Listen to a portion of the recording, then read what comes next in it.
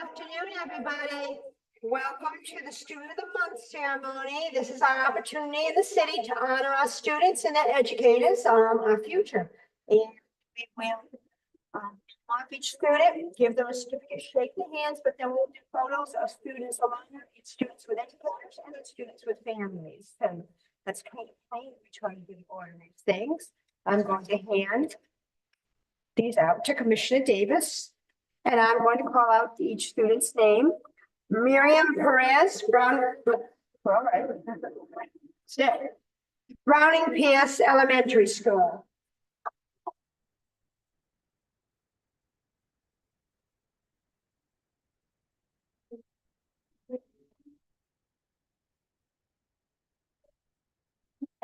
Purdue Children's Reading Center Charter School.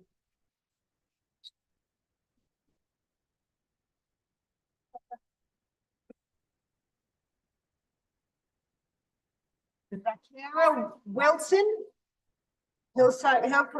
Zachariah Wilson, Hillcrest Academy.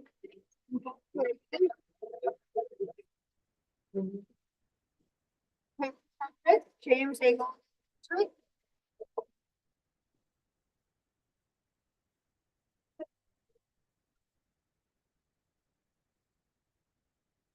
Jay Bray, Kelly Smith Elementary.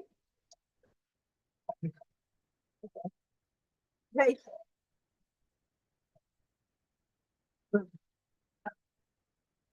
Well, Oxendine, Mellon Learning Center, pre through K.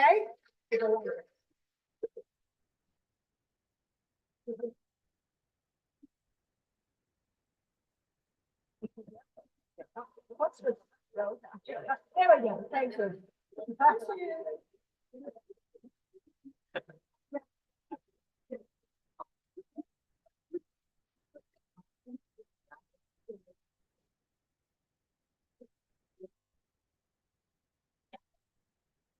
Jasmine Diaz, Mosley Elementary School.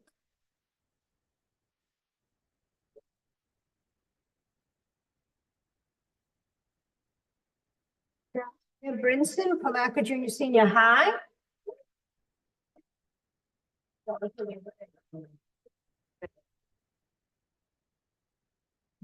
Boatwright, Canal Baptist.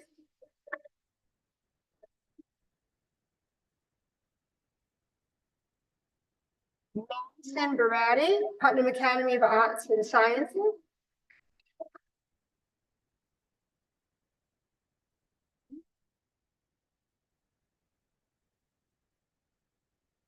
Elston, Putnam Classical Academy.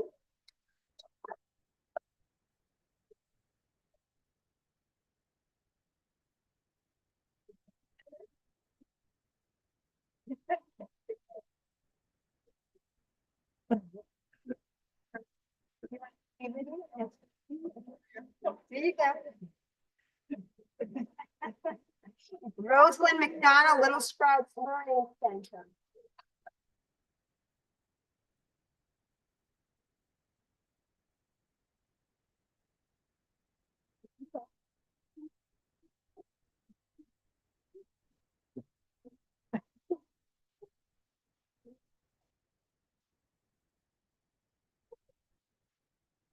Okay, I want to take a group photo with all the students.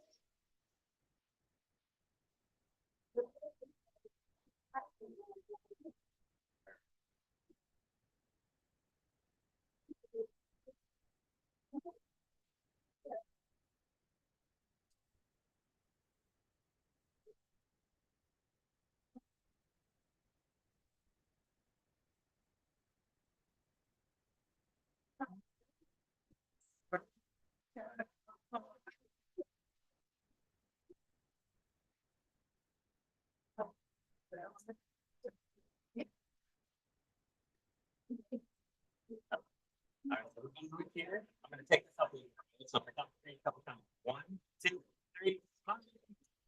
Let's go. Cheek. 6. 1, 2, 3.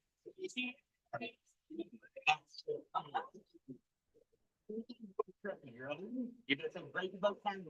Ready? Say breaking both times.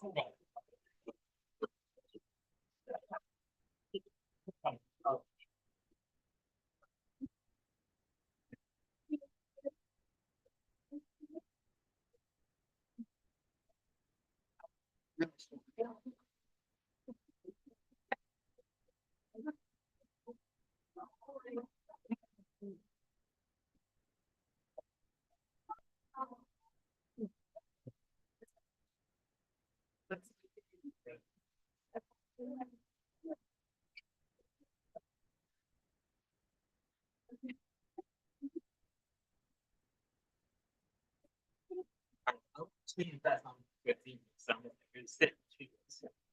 Everybody else. If you can move her in the back, it's still a little bit. Your place a lot better. Just look back. 3, 2, 1. Keep. That was a good team. All right, one more really quick. 1, 2, 3. And then everybody need to say 2. Ready? Go.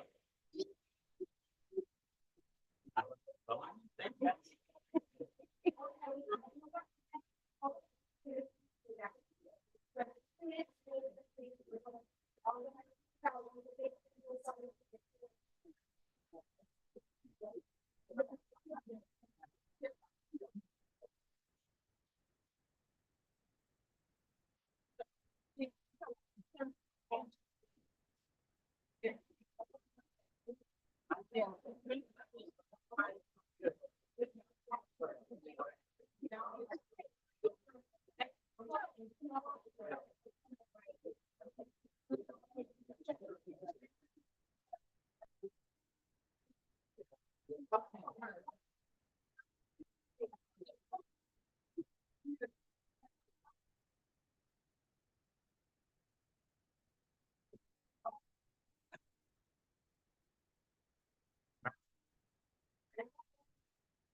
Three, 2, 1.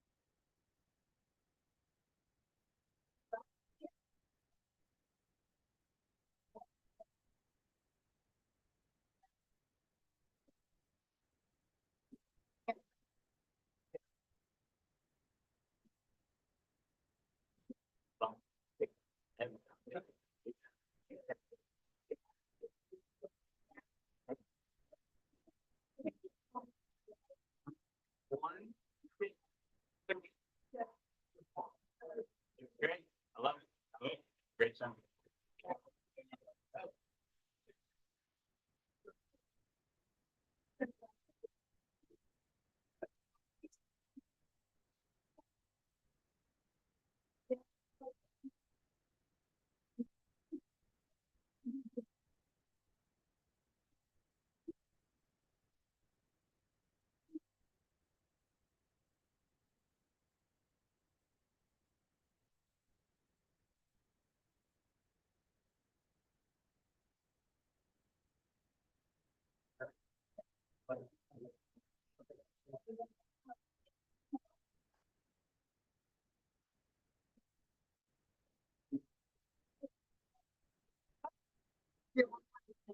One, two, I don't know.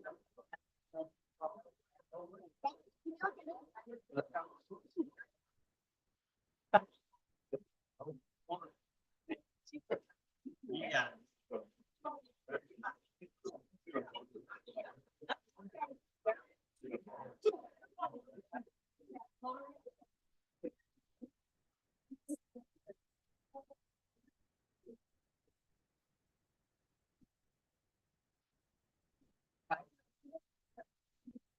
Yeah. 3, 2, 1.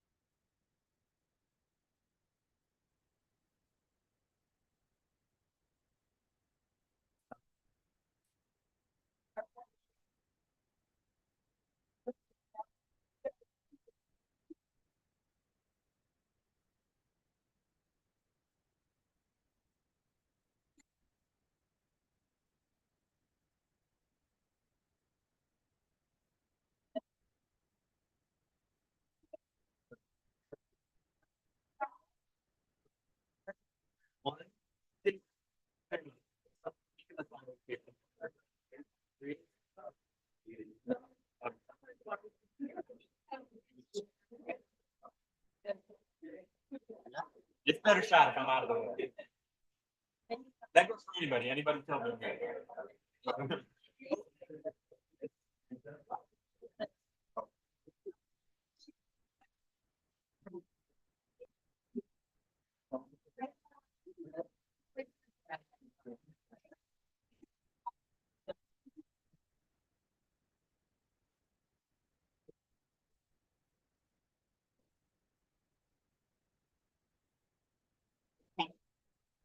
What's that's even better.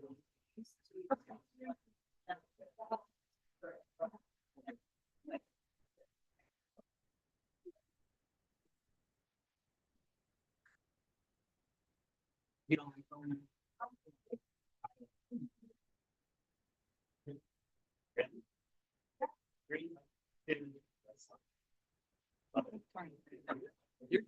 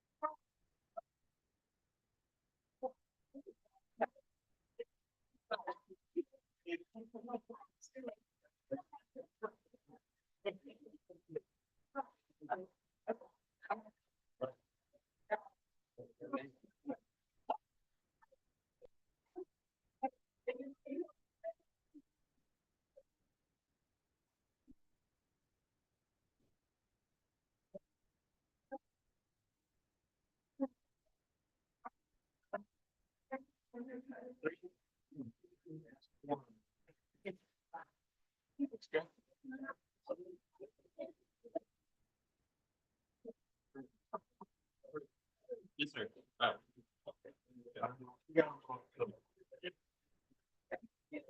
Me, Chris, you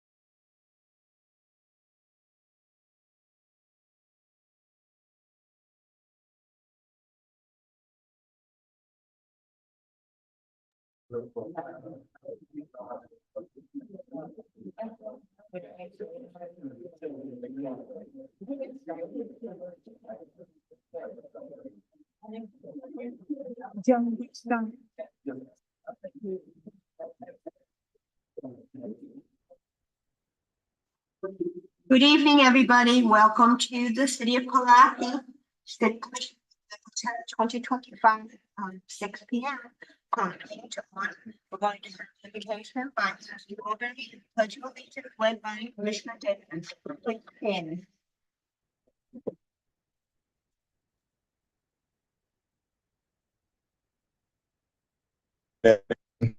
Father, we give you thanks and we give you praise again for this day.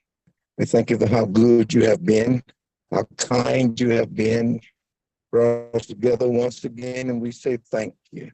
We pray, God, that you will bless this council tonight, grant them wisdom, God, in every decision that they make.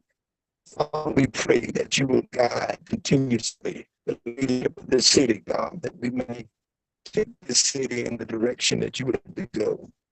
Pray, God, that you will give us what we need for such a time as this. Father, keep us mindful of our civility as members, and commissioners, and leaders. We thank you once again for what you're going to do with us, through us, and for us. Continue to bless us, God. Amen. Amen. Please join in the pledge. I pledge allegiance to the flag of the United States of America, to the republic for which it stands, one nation under God, indivisible, with liberty and justice for all.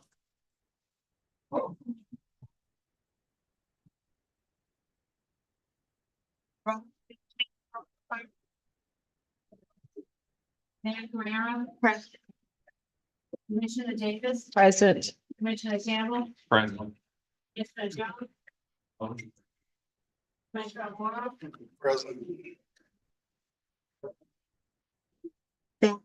Have a quorum on to approval of minutes. Has everybody had an opportunity to read the March 18, 2025 workshop minutes and the March 27, 2025 regular meeting minutes? Motion to approve minutes as presented. second. Second, all in favor? Aye. Any opposite? Thank you. We're going to project recognition presentations.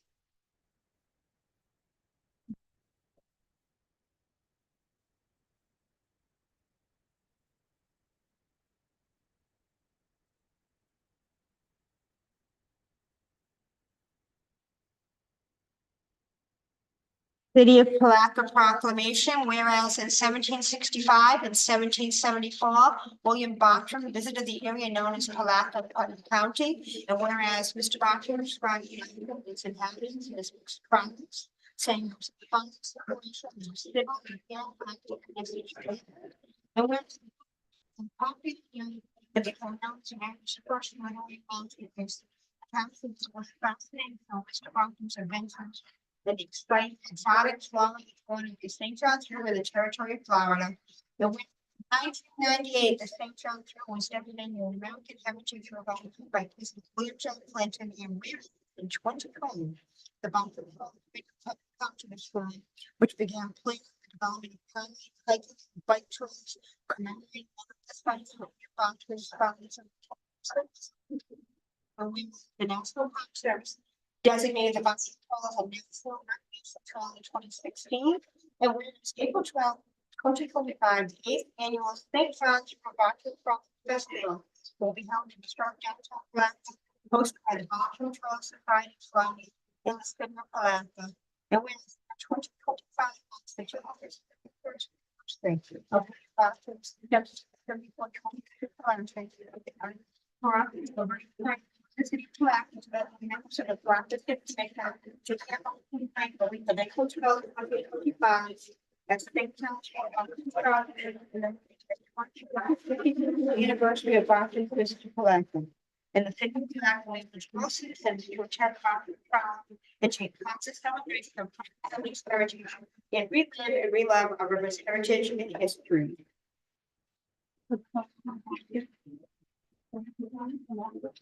So, We have a motion to approve. second. We have a motion, a second, all in favor? Aye. Any opposition? Thank you. You know, our grant, Barton Frolic, and that Barton Frolic started right here in this room. When the city of Palatka and the county of Putnam joined together to create the Barton Frolic. It's grown. So there's also Nassau County involved, Great County, and Duval County. A lot of counties. Volusia County. Barton Frolic. So, sorry, and the Barton Frolic is meant to the property, but to celebrate the fact that they home to this town. And so they here. But it's a nice place for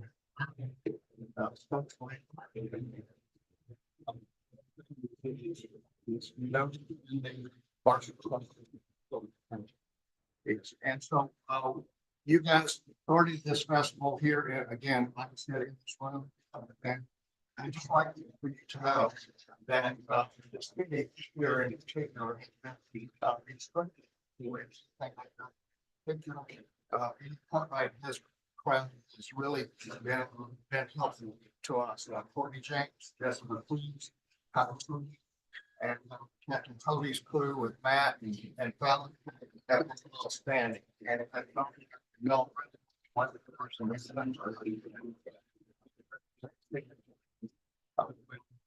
whole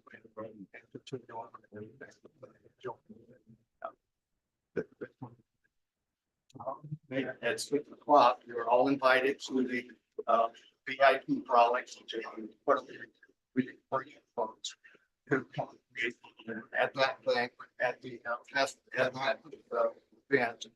We will play on a skit that will commemorate the actual starting partial frolic in 1774. So please don't miss it. We'd love to thank you.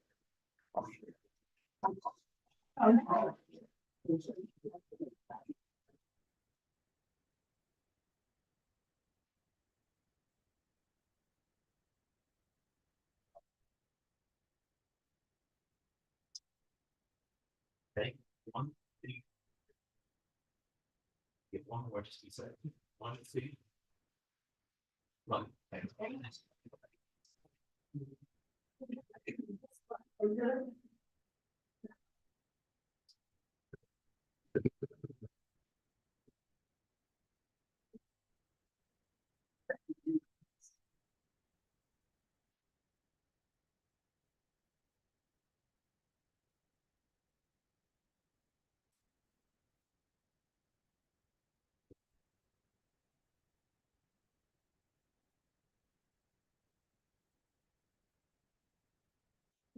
For the record, we now have Commissioner Jones in attendance.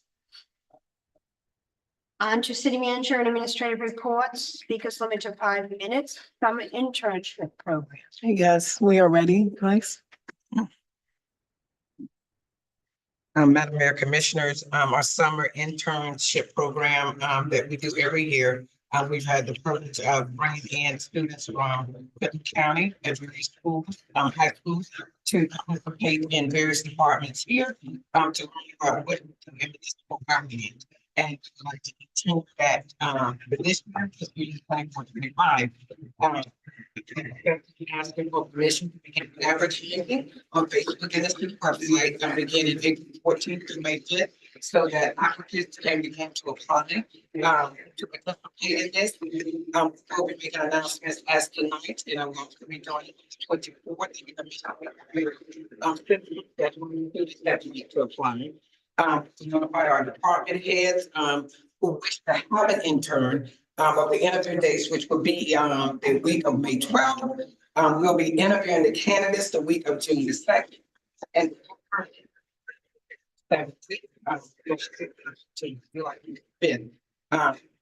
we just need to know if you have any more recommendations that are not included, and we should provide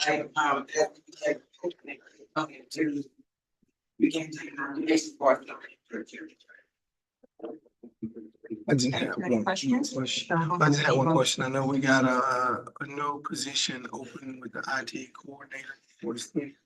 And also, would that be a qualifier for a student to also piggyback on that? Any department, yes, that they're in, yes.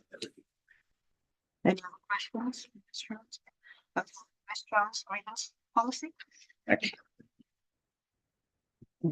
Wait, twice. Okay, so this policy, our new grievance policy was actually brought before the commission, in October 2023. Before we decided, we were waiting on a full-time city manager to come in, before we brought any more policies back. At that time, discussion concerning the hierarchy of the complaint by Commissioner Jones. And it was suggested by Commissioner Campbell to the human resources in the agency, because he left human resources completely out of the process.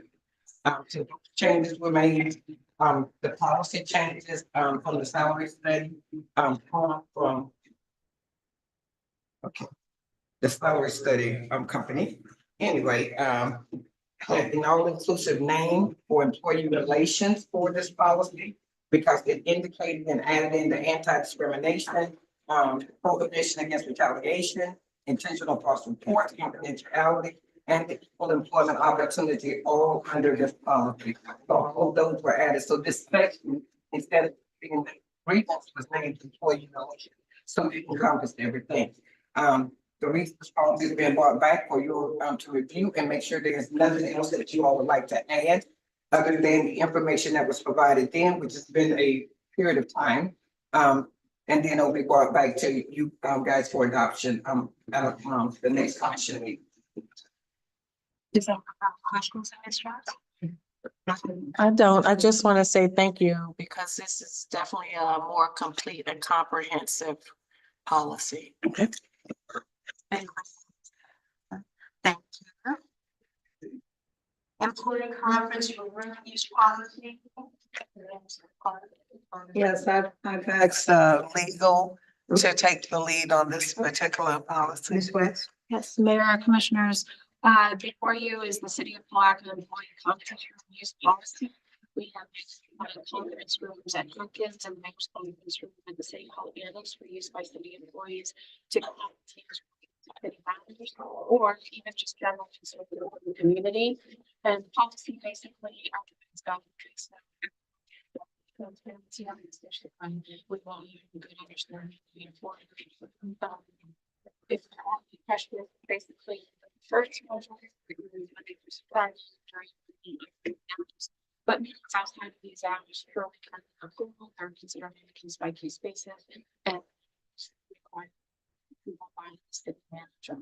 The request must be made in writing, and the host of the event, whatever employee makes the request, will be responsible for locking up afterwards and making sure that all the equipment is back in place. So, Thank you. Any questions on this person?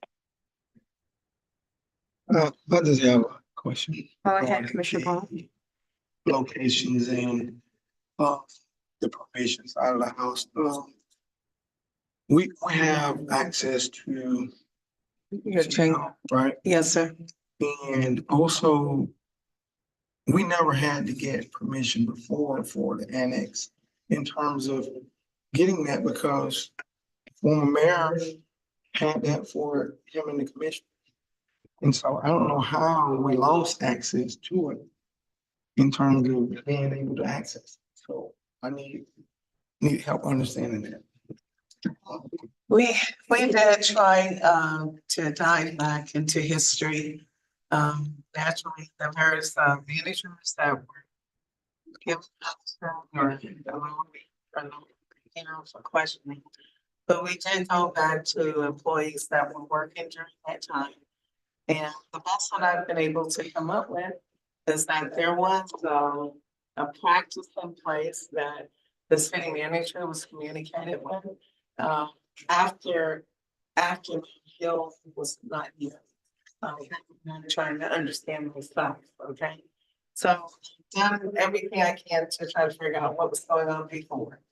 And the best one I came up with was there was communication with city manager. Um, especially with, Donald and stuff.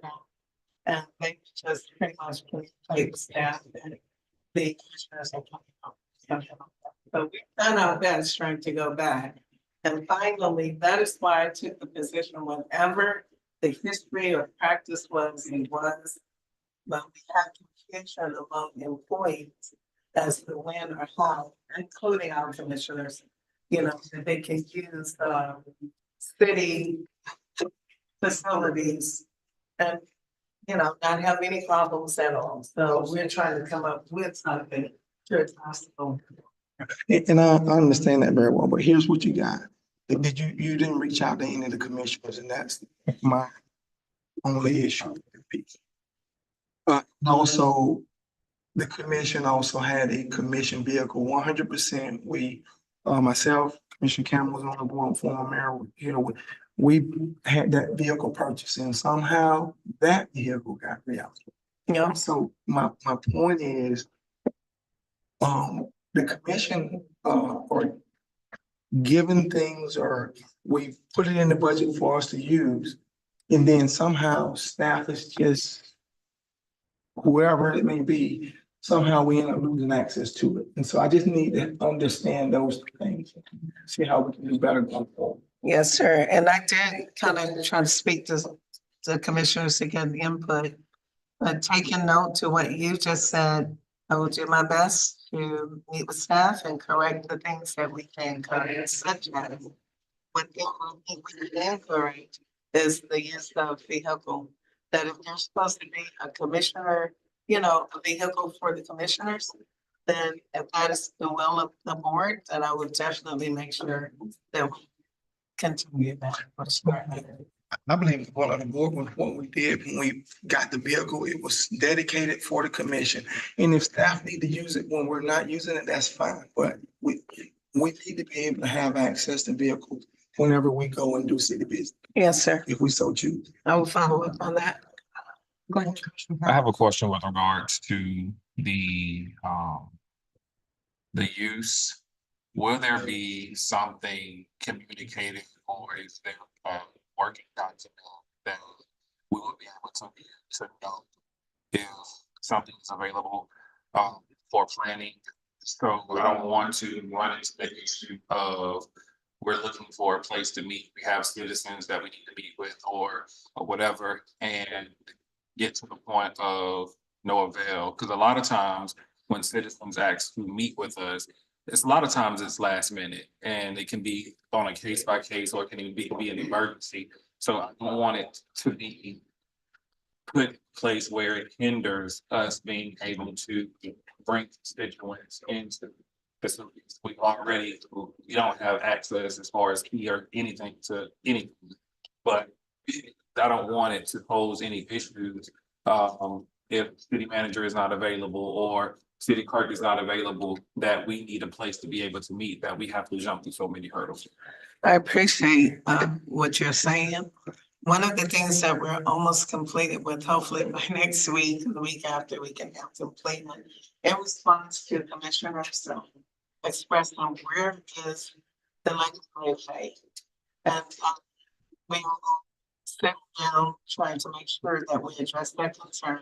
That legislative aid will be assisting the commissioners directly from everything that we can come up with. If the calendar, because what you're speaking about is the calendar and the log. Well, we call it internally, we call it a log, but it's really a calendar so that you can know the availability of the annex, the jackets. Those are the two I think that are being set aside that we can understand. But also, this individual will make certain that she's maintaining the calendars for each of the commissioners as needed as well. So hopefully that will be the umbrella of substance. Commissioner Garrett? I'd like to suggest that the calendar be housed on Outlook or one of the tools that we already have electronically Yes. to prevent having to make a phone call or not being able to get someone. So we can just look at the system, reserve the room, and it can notify them, needs to be notified electronically. I think we have the tools and technology in place for this to be very seamless and not impact anybody's job.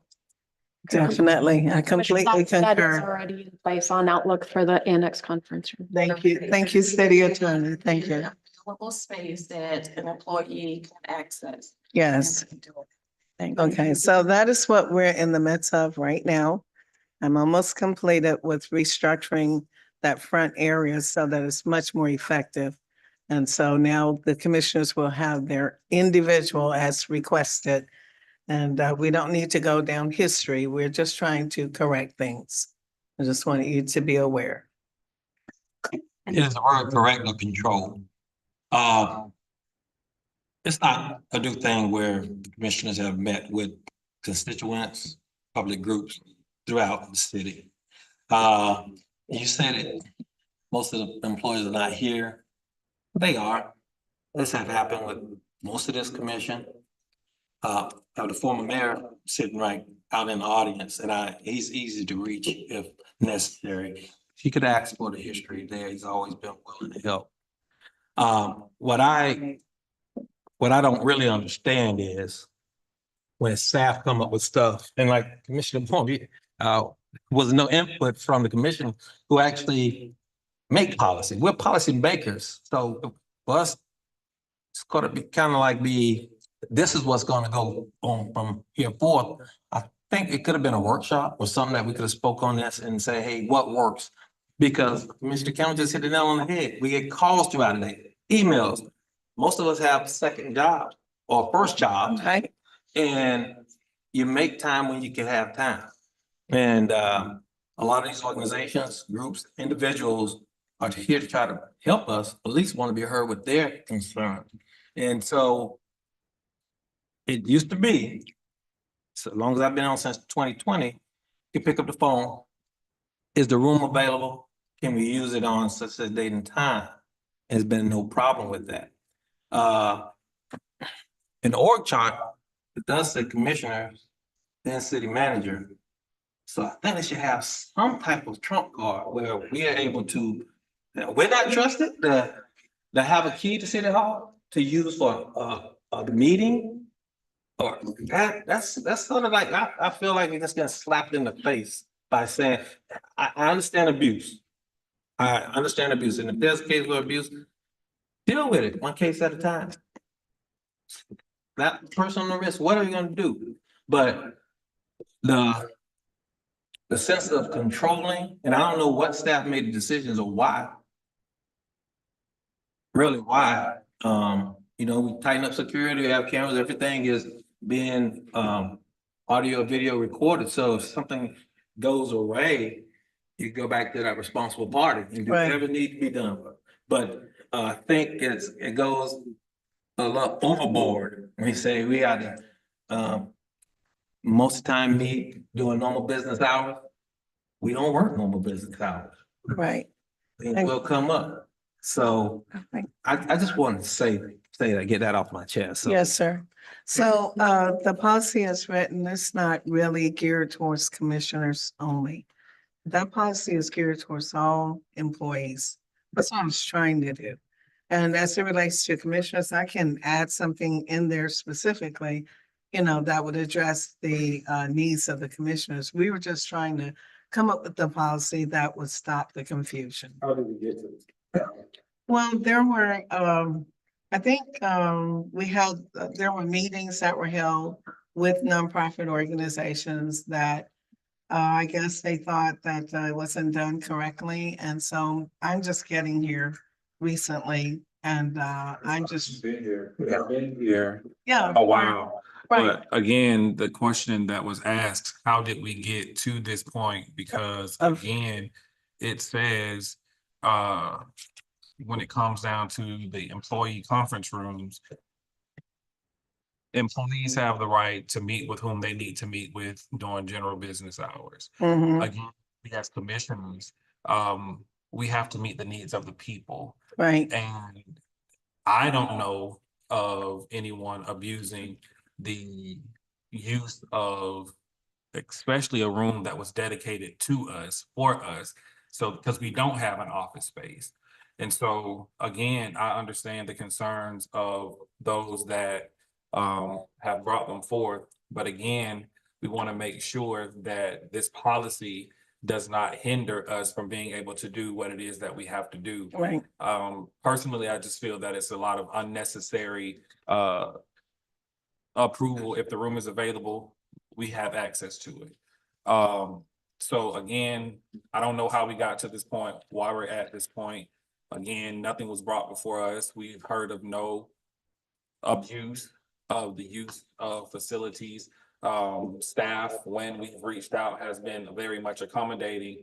But again, we have to take in consideration, there is really no space that we have as commissioners to be able to conduct business. A lot of times when we do meet, we have to go to other facilities that are not even city facilities. We meet people at various locations throughout the throughout the city. So I would, if there is to be anything to take in consideration, I would like to have an office space that we as a commission is solely dedicated to us, and we don't have to worry about any other employee utilizing that space because it is dedicated to the commission. And then if we need to input a policy to, as far as use of it, but again, we have no dedicated space. Okay, so commissioners, I will take everything you said. I think this is just an attempt on our part to make sure. No, I get it. Yeah, because I want all of us to, be able to I function. want it to be fair. I want us to be able to have, you have an office that you're able to meet with. Right. Everyone else has an office that they're able to meet with, them, whoever they need to. But as a commissioner, I've been on this commission that was elected in 2000, took office 2015, and I have yet to have a space that is solely dedicated to us, and we brought it up several times, that is solely dedicated, that we're able to come in when we need to come in, have access when we need to have access, because a lot of times we don't have the ability to call and pick up the phone. Sometimes citizens want to meet with us, and we Right. have to avail ourselves almost immediately. And as you're speaking, I think I see an actual solution. I will meet with staff and further discuss it. I hear what you're asking for. I do actually see a spot across the And I way think we there. have a spot. In the What annex. is that- what's that Well, office you in? the commissioners do actually have an office space, right? Just to come in and sit there and do whatever you need to do. But I don't think that's the concern that we're discussing right now. What we're discussing is a space for the commissioners to come in to meet with groups as needed. And so I see Public Works here. He's understanding already what I'm saying. We do have space that's not yet used over in the annex building. So we can develop space there that would be available for our commissioners to go in as needed.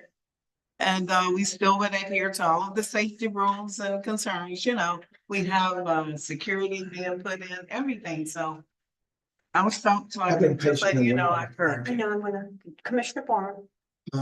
Yeah, so again, I just think we still have the two spots. We'll have the Your commission office, room yeah. over here, and we should have never lost the annex space over there, so. Right, and I don't know who did In that. my opinion, I think we still have it because that's the last I knew. So I'm sorry, I will go and look into it, but I don't know who changed that usage. Right, but I'm just saying, we never lost it, so I think that we still have two spots. And then if we need anything else, we will work within the confines. So we appreciate the input and we will go back and come back with an answer with our next meeting. Okay? Go ahead. I just want to clarify a couple of things. Number one, we have the commission room here, and that is where we can go in and access and work. Yes. Two, the offices that are in this policy are available rooms, the conference room. Is that what's called the mayor's conference room that we're referring to? That became the mayor's conference room that the commissioners previously had access to when needed? When I did my research, the answer would be yes. Okay. So to the point I want to make is that typically when we're meeting with groups of people, that's, you correct me if I'm wrong, that's not typically on the spot. No. I'm thinking. And so that seems something that has to be scheduled. And the solution that we talked about, using Outlook, having the available rooms, because even if there's a dedicated commission conference room, we still need to schedule it so commissioners are not stepping on each other as well. So what we've discussed previously would lend well to what's needed for commissioners as well. So I Yes. just want to put that out there. I think we have a solution. We just need to clarify it, and it sounds like there's some discrepancy on previously availability and new availability and this new policy. But what I'm hearing, and correct me if I'm wrong, is that we will, as commissioners, have access as previously been allowable, but making sure we schedule it through hopefully an electronic process. And that is, Thank you. yes, ma'am. Thank you. Any further discussion on this? If not, Charter Review Committee update? Ms. West? Sure, and actually, the chair of the Charter Review Committee, Terrell Hill, is here to walk through where we are in this process. Clerk, if you could pull that presentation up again. Mr. Hill? Mayor, commissioners, Next slide.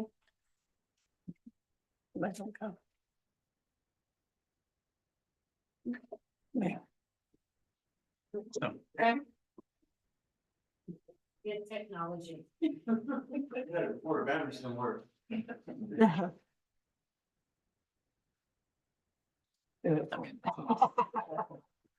it's her presentation. Just to kind of give you guys an overview of where we've been, it's with great pleasure that I stand before you as the chair of the Charter Review Committee. That committee was assembled with 11 members. Upon the election of Commissioner Davis, we ended up losing a member, and we are hopefully waiting for a replacement to come in. As it relates to that, Ms. Swetlick, who was our alternate, has now stepped into that role, and we still need that additional member in case of absences. We've met approximately 7 times since our inception. There was a 2-year window for us to move forward at that time. During the course of those meetings, and we have another member here, Ms. Wise is here as well this time. But during the course of those meetings, we had an opportunity to go with various topics throughout the process. Council has been an integral part of what we've done, as well as the clerks and their attendance. We reviewed the charter. We've gone over the charter in totality. We've talked about various topics from the qualifications of electors all the way to the gas authority's inception and the current processes that are in place. And so all those things have been talked about ad nauseum. We've also discussed opportunities for the commission. We'll have recommendations within our summary. So at the conclusion of our process, we'll put together a summary package that we'll bring before you with language as well as recommendations that we put in place for ordinances, or that can either be ordinances or be a part of the charter amendments. There were some places where we thought that it would be a lot easier to implement them if it was the commission's desire based upon the recommendation by way of ordinance, so that you can get immediacy on those things as opposed to pushing them forward through the process. And you can maybe get certain things that are enacted, which are very simple within the first process. You'll have a first and second reading of ordinances. You'll have deadlines. You've got an outline as to what the schedule is, and we're looking to push forward at this time. And so what we're looking at is trying to have all of our things in place so that as we move forward with the 2026 election cycle, you guys will have a significant period of time to go through language, to go through processing, to go through any thoughts that are there.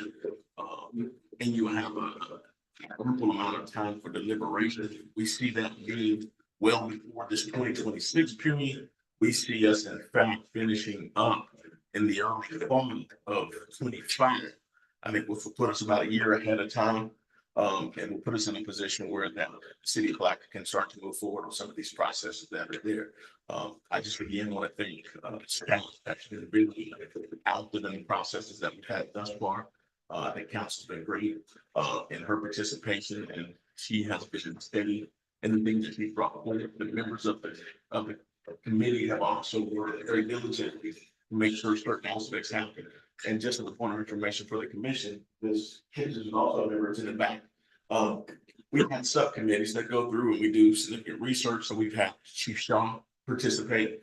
We've also had HR participate and answer questions, as well as supervisor of elections. And so all of those things were very, very critical in what we're having to use on resources with the Florida league cities, as well as with neighboring communities as it relates to certain questions that come up.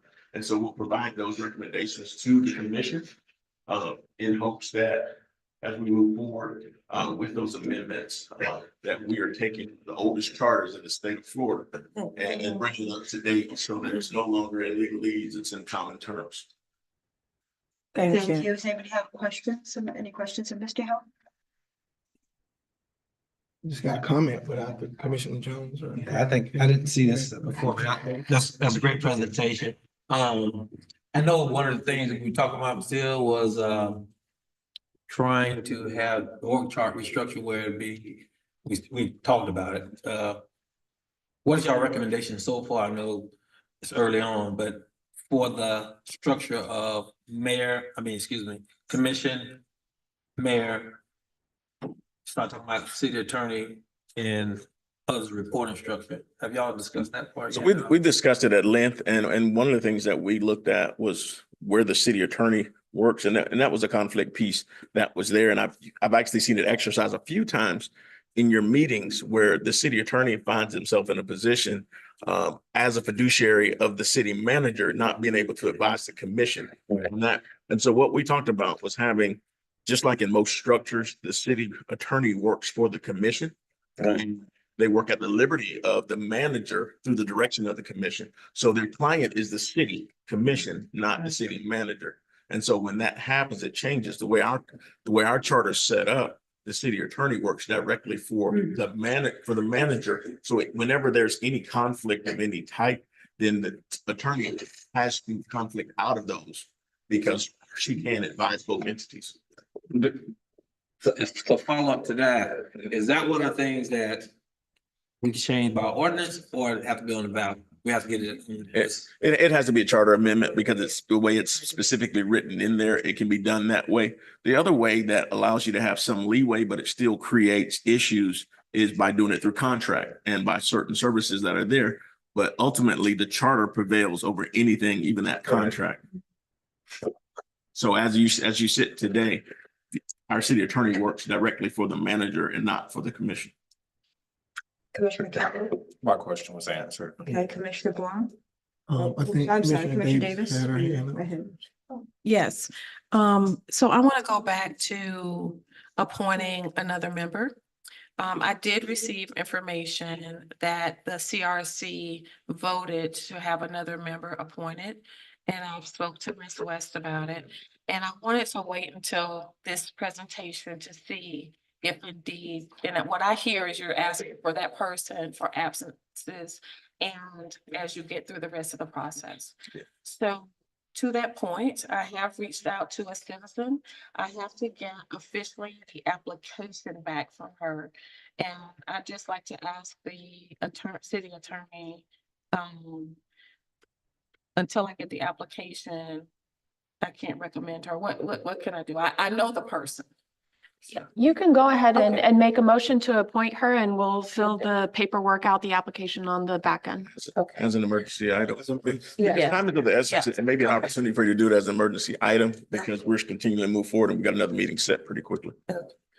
And just for transparency, I was asked that as the new commissioner, that I would appoint a person since I was not a commissioner when the CRC was created, so. I'll make a motion that we accept this as an emergency item. We have a motion? Second. Motion is second, on favor? Aye. Any opposition? Okay. No, but I have a comment. Go ahead. Who appointed you on the commission? Who appointed me? Yeah. Who Who recommended? Yeah, recommended you. We appointed her, but who recommended? Yeah, it had to be recommended by a commission. Yes, I get it. I was asked by a couple of people and ultimately. But you ultimately was recommended by the commission. I just have. I think it was Commissioner Campbell. I also I think asked, so but too. Commissioner Campbell Correct. had already spoken, Correct. so, Commissioner Campbell. yes, okay. Thank you. Thank you. Go ahead. Ms. Mayor, as a point of information, during our CRC meeting, the board in totality recommended that, that we made the motion and that we recommend that Commissioner Davis, make a recommendation to the commission for her appointment. I think that's where the confusion comes in. Because that's the way we did it inside of that meeting as a recommendation to the commission, but the commission's at liberty to do whatever it chooses. I mean, I think it's only fair because each commission did have, each commissioner did have the ability to make that recommendation. So I think that's fair. Wasn't balking, I wouldn't know. That's it, for information, point of information. So go ahead. So I recommend, Ms. Margaret Ellington to the CRC. Motion approved. Second. Your motion is second, all in favor? Aye. Aye, any further discussion? Any opposition? I Excuse just me. want to make sure they don't have to be a city resident, correct? Is she a resident? She doesn't live in the city. So I don't think so because there are members on the CRC. We have members that aren't. in the city. Who I just wanted to make Sure sure. that was clear up front, okay. Okay, okay, thanks for So we're all clarifying. good, so adding Mrs. Okay, and I will get her paperwork Okay. to city clerk. Commissioner Boyle? Yes, I mean, I know we had, decided on at least moving the city attorney, direct report to the commission, and I thought we had done that quite early. I know Commissioner Jones mentioned that we did the research, and, the majority of the state of Florida and even across the nation, that's the way, most, attorneys report to the commission, and that's what we decided on. I thought that we have that already put forward for the last election that we just had, and so that's what I was left with after the decision that was made. And I don't know if anybody else understood that to be or not. That's not how I understood it because there wasn't a referendum on the ballot. No, we had spoke about it. We did on the Yes. referendum, for the last election that just passed. But, yeah, but Commissioner Dawn, did you hear that, or were you? There was discussion, however, I think at that time, the city attorney advised that she did not want that at that point, so. that's not. That's not Um, accurate. I've always been amenable to reporting. But Um, at any rate, it was a discussion, but it was never finalized. It has to be part of the whole charter revision via referendum in this case. And there's a specific process by which it has to be submitted to the supervisor of election, and the language has to be in place that's going to be on the ballot and voted on by the commission. So, but we did discuss it at length, and I think we had consensus that that was what we all thought the way it should be in the future. Once we get through this process. Any other questions, discussion? Thank you. Oh, go ahead, I'm sorry. CRC, thank you for your hard work as a former member of the CRC. That's definitely a labor of love. And, Mr. Hill was a great chair when I was there, obviously moving this CRC along, and getting done early, but thank you very much because things were very archaic. But thank you guys for all you do. Thank you. We spent 3 hours working on one sentence. So, and so it just lets you know, but thank you again. And I thank everyone on that committee as well. Thank you. Airport advisory update? Yeah, McNair? Yeah, right. Is here, so we're gonna have an update. And not just airport advisory, but actually airport as well. We'll focus on advisory. Mayor, commissioners. So, as city manager Carter stated, this is really more of would be an established communication with you guys, post advisory meetings. You know, even though you guys approve everything, that goes before, it's still a good mechanism to keep you guys updated on projects and activities. Before I go any further, thank you for giving me this opportunity. for the new commissioner, and for others. So we got a lot going on out there, obviously, so a lot of things going on at Palatka. We're fortunate that we are in a place of really good favor with the FAA and FDOT. We have been very fortunate to get some major grants that are going to pan out to be some very, very good projects for this community. So this presentation is going to be broken up in 3 different parts, similar to what was presented to the advisory board. One is going to give you guys recent accomplishments. Then we're going to transition over to what were the regular business items that were discussed, updates on each item. And third, give you guys a snapshot of the airport activity from an ops standpoint as well as from a revenue standpoint. In this specific slide here, the activity is going to run for a 4-month period. Typically, I like to have it about 3 months or every quarter, but this particular one is about the whole period to cover. The cheapest, our bread and butter. You can't be an airport without having the proper standards and inspections passed by the FDOT. We were successful this year as a result of our relationship with FDOT.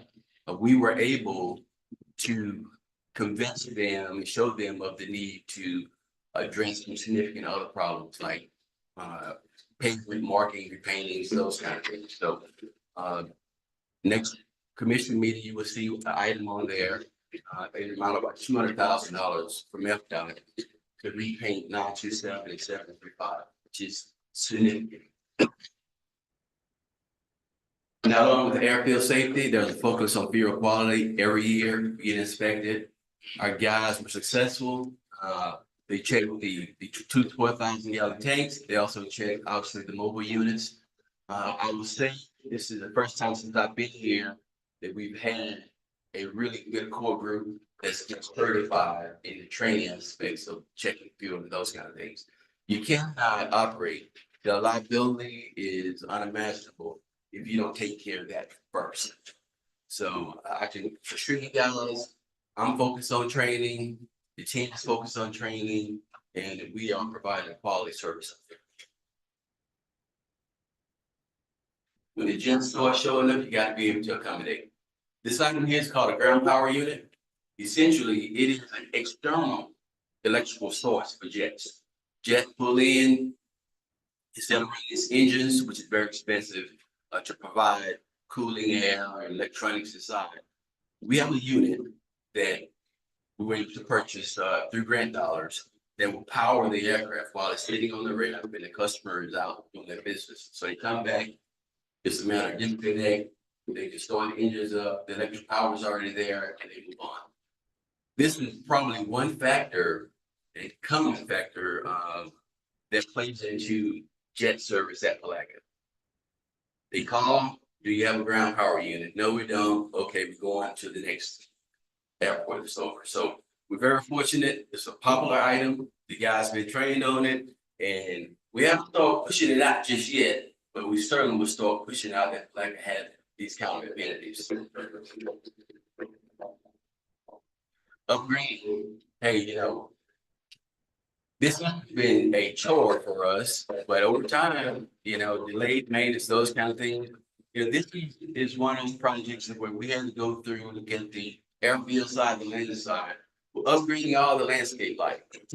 If you ever get a chance, please go out there and take a look at your airport now. I've got many complaints and concerns from pilots coming in because you have a 24/7 airport. Okay. So while we're home sleeping, they're still able to use the airport. They can manually cut on the lights and those kind of things in terms of airfield lights. So they always call it the black hole. You pull in and you can't see anything, and that's alarming because it may be an emergency issue or it may be just someone getting late due to weather. But we got the airport lit up. We got the parking lots to take care of next. But in terms of the facility and the hangars, You know, it is a really good looking place there, outside and inside. Security is a serious item in Air Force, whether it's commercial or GA.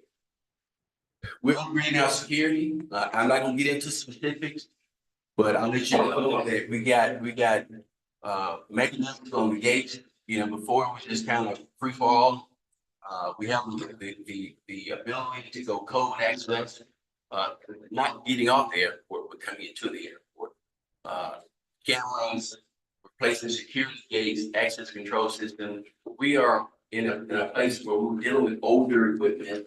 And obviously, you don't fix it so much, so, you know, we got grant dollars from FDOT, and we're substantially complete on truly upgrading security at the airport.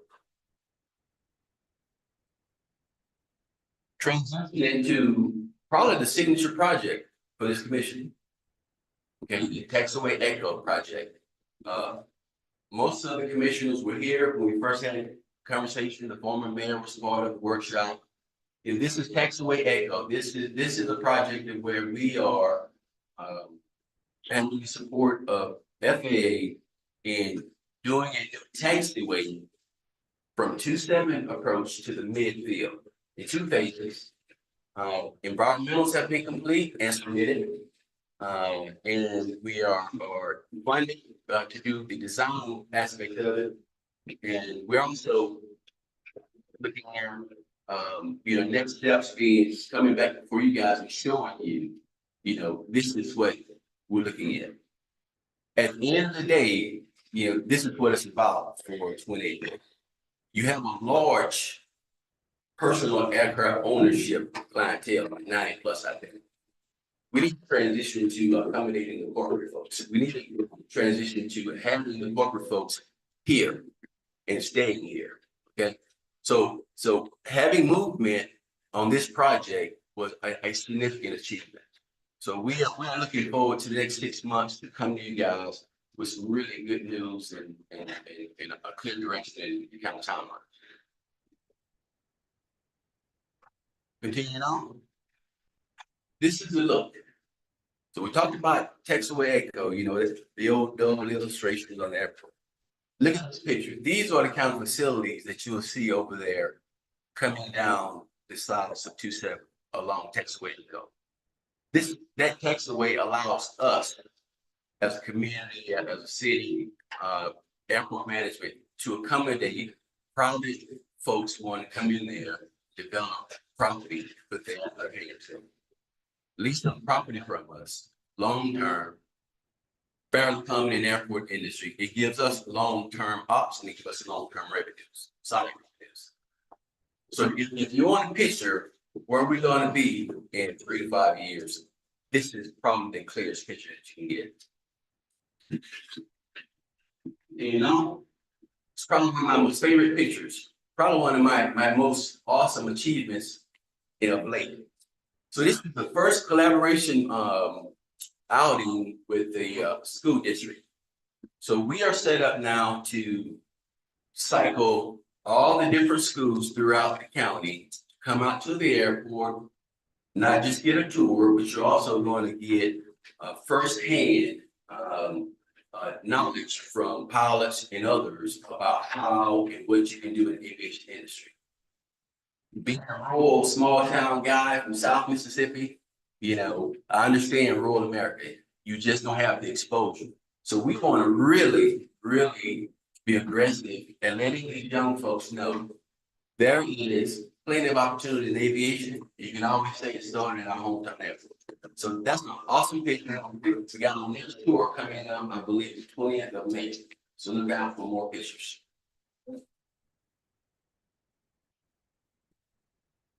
Transition into regular business. Land swap, obviously, we've been hearing about this a long time, back and forth. The latest, everything has been submitted to the FAA. You know, all documents submitted. We are waiting for them to respond back to us. But you know, that process was long, but at least it's out of our hands now. So the old terminal building, that's not out of our hands yet. Still got some work to do on that. You know, it's always tough when you inherit older projects. You gotta work through them because a lot of practices change and a lot of rules change, those kind of things. But as discussing advisory board, we're still looking at options to come up with the best decision for this. Okay, I had come up with the cost per the direction of city manager, looking at using modular buildings. But at the end of the day, you know, no decision has been made, and I think it's fair to say, we're on the tail end of trying to get information for you to consider. Any questions before I move from this? Or you want to wait till I get some? Okay. Let's wait till we continue. Ongoing hangar maintenance. So a number of years ago, the airport started a maintenance fee because obviously dollars were not available. So we had to figure out, hey, how do you offset some of these costs here? We have a fee, and we've been really aggressive at maintenance issues at the airport. To the point of some of you probably have received emails. Do you have any maintenance issues? Please respond to me. So they've been using it. Lights, doors not functioning properly. So those are just ways of, you know, taking care of data facilities, but it's also a customer service piece to where we need to focus on that. And that's what I'm trying to drive in that environment there. I think that's the last slide on regular business. So I think we want to transition to the ops side, revenues, those kind of things. So that's the last, 4 months or so. The takeaway from this is looking at the month of February. That is probably the highest grossing revenue for Palatka Airport in years. Okay. And I won't take all the credit for it, but there was some intriguing factors that played a part. One was the temporary flight restrictions over Daytona when the President of the United States showed up. So believe it or not, we got some of those impacts. So we had 7 or 8 jets, nice jets come in. They purchased fuel, and when they purchased it, you know, you're talking 1,000 gallons of pop, 1,500 gallons of pop, and that's significant for us. So, you know, we really had a good month during that time. Also, the flight schools were very active, and probably from a flight school private owner standpoint, the biggest driver was probably the prices, our fuel prices. You know, we finally found the spot in the region. We got the location, but now we're finding that most folks in the region are transitioning. They are starting to look at Palatka as having the most competitive price, and they've been responding to it.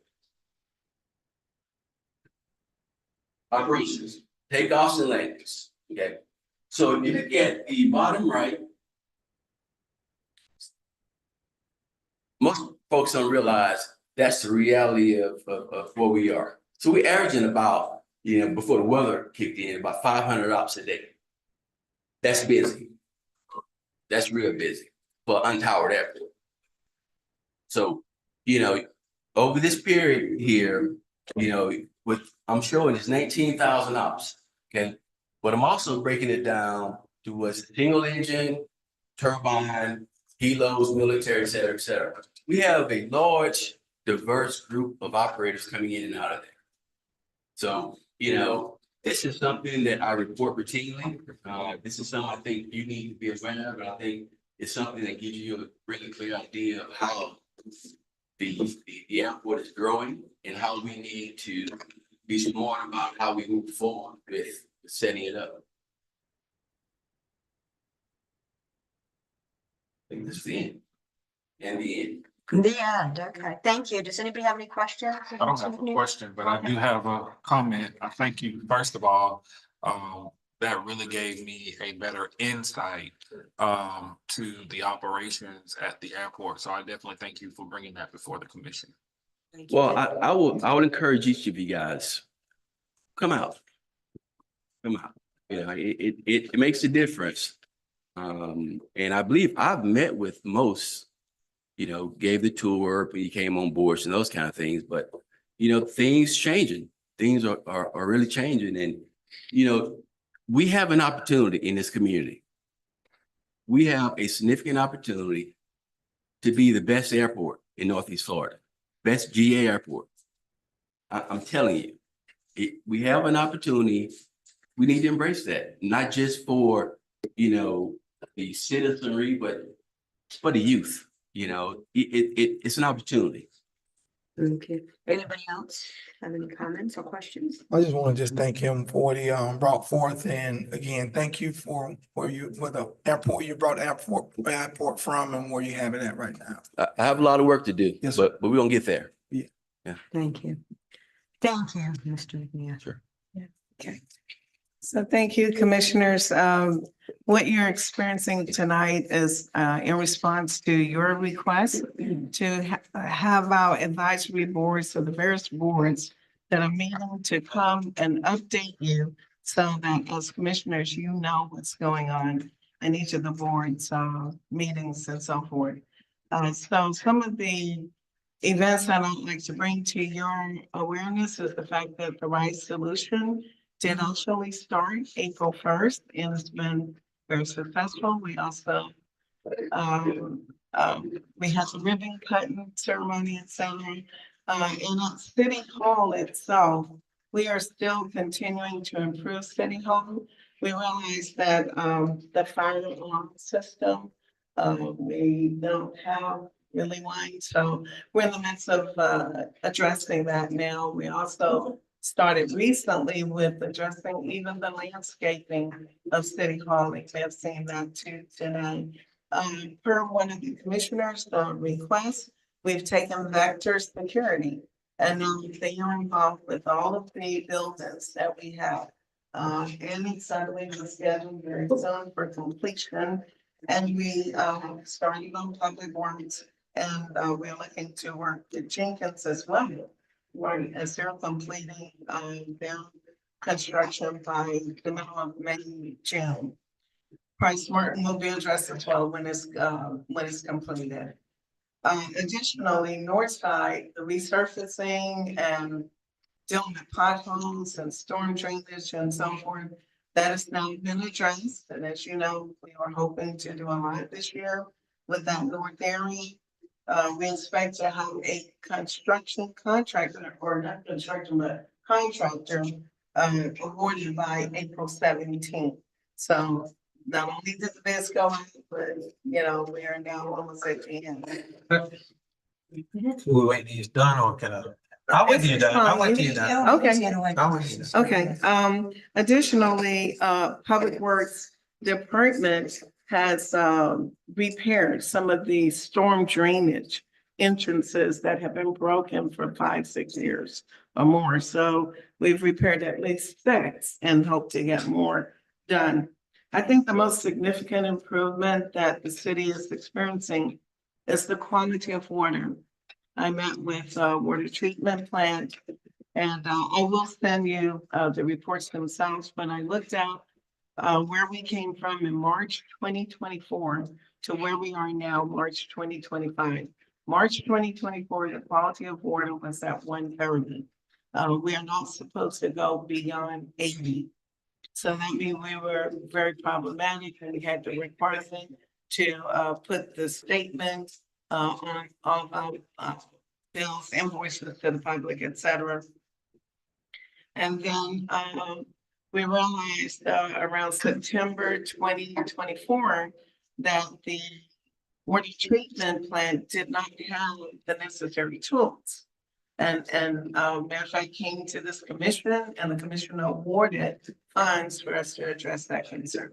So today, I want you to know that we're very grateful that you made that decision because now the quality of water is down to 5.7.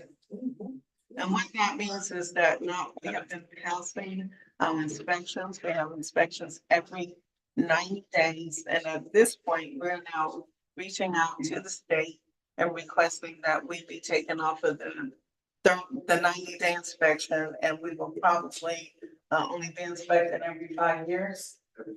Okay, so that's a huge accomplishment by the water treatment department. We also want to mention the splash pad that we're at the end of the feasibility study. And we've also gotten funds and we are very much in line with the amount that's in the budget. I'm close now or about 150,000. So we're pretty confident that we'll be able to give you a better update within the next two commissioner meetings. The fireworks for the glow crab, we have come to a very good understanding. We will have fireworks. And that contract is working with us in a very positive manner. And so the cost will be very low and will not be the $12,000 that we were looking at. And I think that's pretty much it. Does anybody have any questions, Ms. Connie or Commissioner John? About the street resurfacing, is that something that Joe's gonna present later, or you just wrap it all up? I just kind of gave you a highlight and Joe can talk more thoroughly on that matter. Can you come up? Okay, so, sir, we're gonna talk about this later, I guess, bid tabulation, so I can wait till then. Okay. I have questions or that. Okay. But on Splash Pad, did you see the one in Clay County? I see where you took the field trips. How did you like that? Well, I went to, yeah, and it's probably the CRA coordinator that actually did field trip. I did do one or two. I went to the one in Ocala and saw that one. I also saw the one in Green Cove and I saw one in Winter Park, but our CRE coordinator actually went out to 6 places. And we are confident that the city of Palatka can have a splash pad that we can maintain. The one for instance, in Green Cove, they're running it using spring water. Yeah. We cannot do that. Right. Okay, so we have to address it as if we're maintaining a pool. And we've done the research and we're confident. So we're moving ahead. Great. I'm sorry, there's one more thing very important that I should have mentioned again. We've made significant progress with the affordable housing grant. And I think that's something that the commissioners were really looking forward to. We had one person already that has actually closed and was a recipient of the 20,000. So you know, she could not have done it without the funds that the city of Palatka gave to her through the grant from the Department of Commerce. As it relates to the home repairs, most of those are in permitting with the county and pretty much at the end of that permitting cycle. So we're looking forward. We have a total of about 12 homes that will be repaired we're hoping by the end of June. Okay, thank you. Any additional questions of Ms. Connie? No, just want to commend her for the work that's been done, but I'd like to get those reports, especially in not only just verbal, but if you can send those to us in electronic form, that's something that we can certainly help showcase to the community that we're very fiscally responsible with these funds. I don't know over time that since I've been in Palatka since 1992, that I've never heard of anything as it relates to any programs for giving, helping the community in this capacity. Thank you. Anybody else? Yeah. Okay, I think we all concur, yes. Okay. Thank you. And it's our team effort. I think Team that- Palatka. Just to kind of piggyback, I think it's very, I think it's to our advantage to highlight, as Commissioner Bourne said, we don't praise our own pond the way that we need to. And I think that things of that nature needs to be more visual. And even if we have people who have been recipients, asking them, do they mind giving a testimony so that they can, so that we can put it out there. Because again, we do a job, but we don't do a great job at publicizing what it is that we have accomplished. Anytime we go to Tallahassee or beyond, people are amazed at the things that we've accomplished in this small town. And so again, I think it's to our advantage if we begin to put it out, force it out a little bit more, so that we can praise our own pond right here in the city. And if they Thank were you, even willing to Commissioner. have their photo taken in front of their new home, I mean, that real estate, we we do- that. we And now do if have they're that. willing to have that become public. Also the water quality, I think we need to keep Absolutely. that. Yes, I'm sending that to you all as well. Yes. To achieve that is quite remarkable. Move from whatever number to down to 5.7. From Yes, sir. 5.7 is really. Right, amazing. and then also you're moving from 9 month, every 9 month, 90 days, inspection to 5 years. Yes, inspection. sir. That's what we're pursuing. And additionally, the insert that is on the bill, that is going to be deleted as well. But that should be national news. And we are in the I midst, see it. as you saw tonight, I did have the young man here, Mr. Carter, helping me. And he's going to be one of the persons helping me do exactly what you said until vacancies are Pleasure of filled. the commission and staff. Yes, sir. Okay. Thank you. Okay, Commissioner Brown. I'm going to open the floor up to public comment. Please limit your comments to 3 minutes. Be polite, respectful, provide your name and city or town of residence. And we do have a yellow card, Mr. Vickers.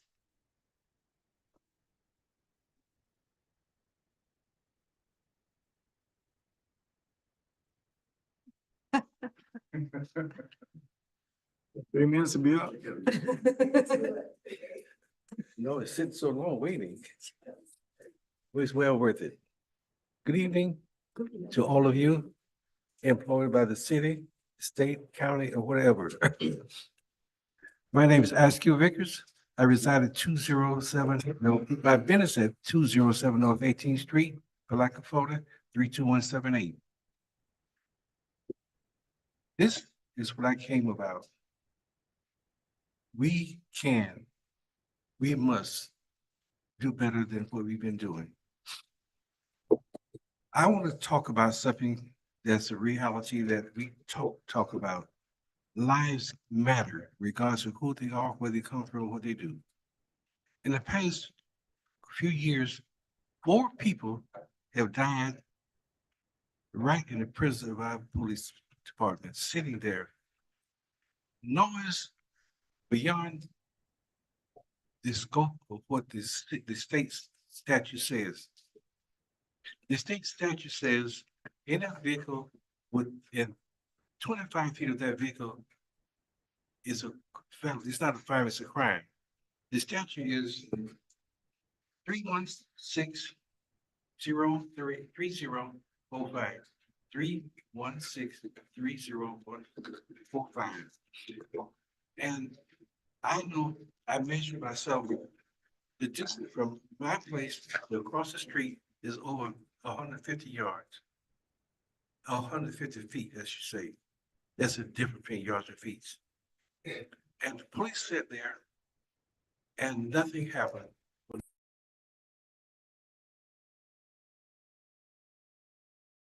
Down the road. 2 people died that night.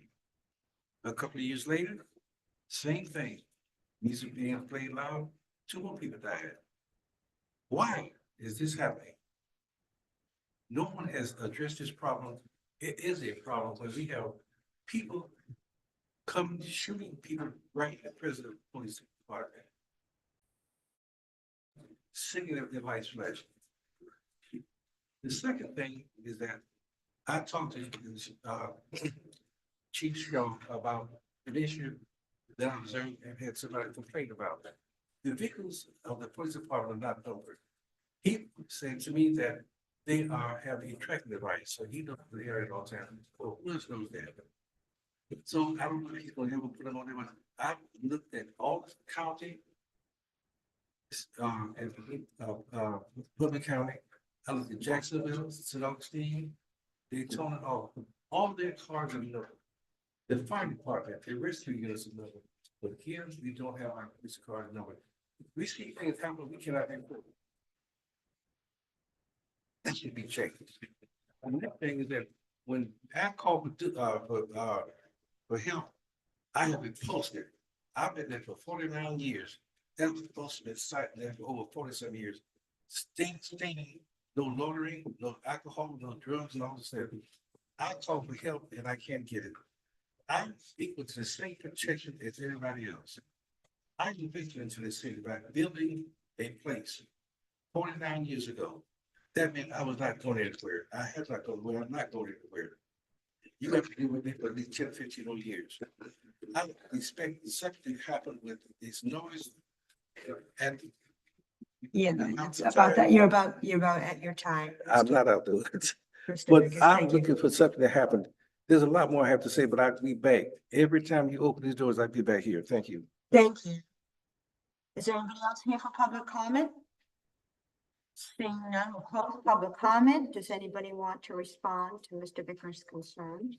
Yeah, I would like to say something, but not directly to Mr. Vickers, but it's in regards to his request. And I did speak briefly with Ms. Carter. I ran it by about the police car numbers on the vehicles a while back. But again, there are numbers on some of the vehicles. I mean, all of the vehicles are not marked, but I mean, we'll have to figure out why some of those vehicles may not be marked. Some of them may be people who are investigators, among other things. So I'm not sure that will have to be determined by chief, and the city manager determines which cars are marked and what, but they're all are not unmarked without numbers. I certainly say that.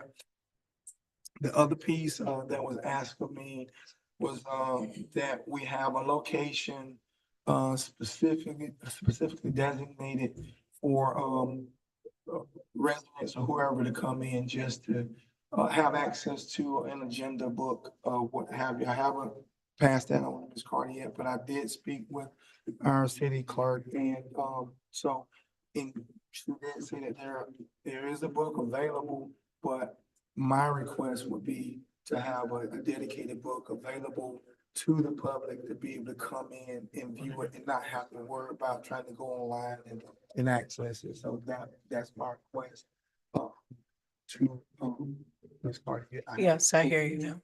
Thank you. Chief Shaw, do you want to speak to any of Mr. Vickers' concerns or comments?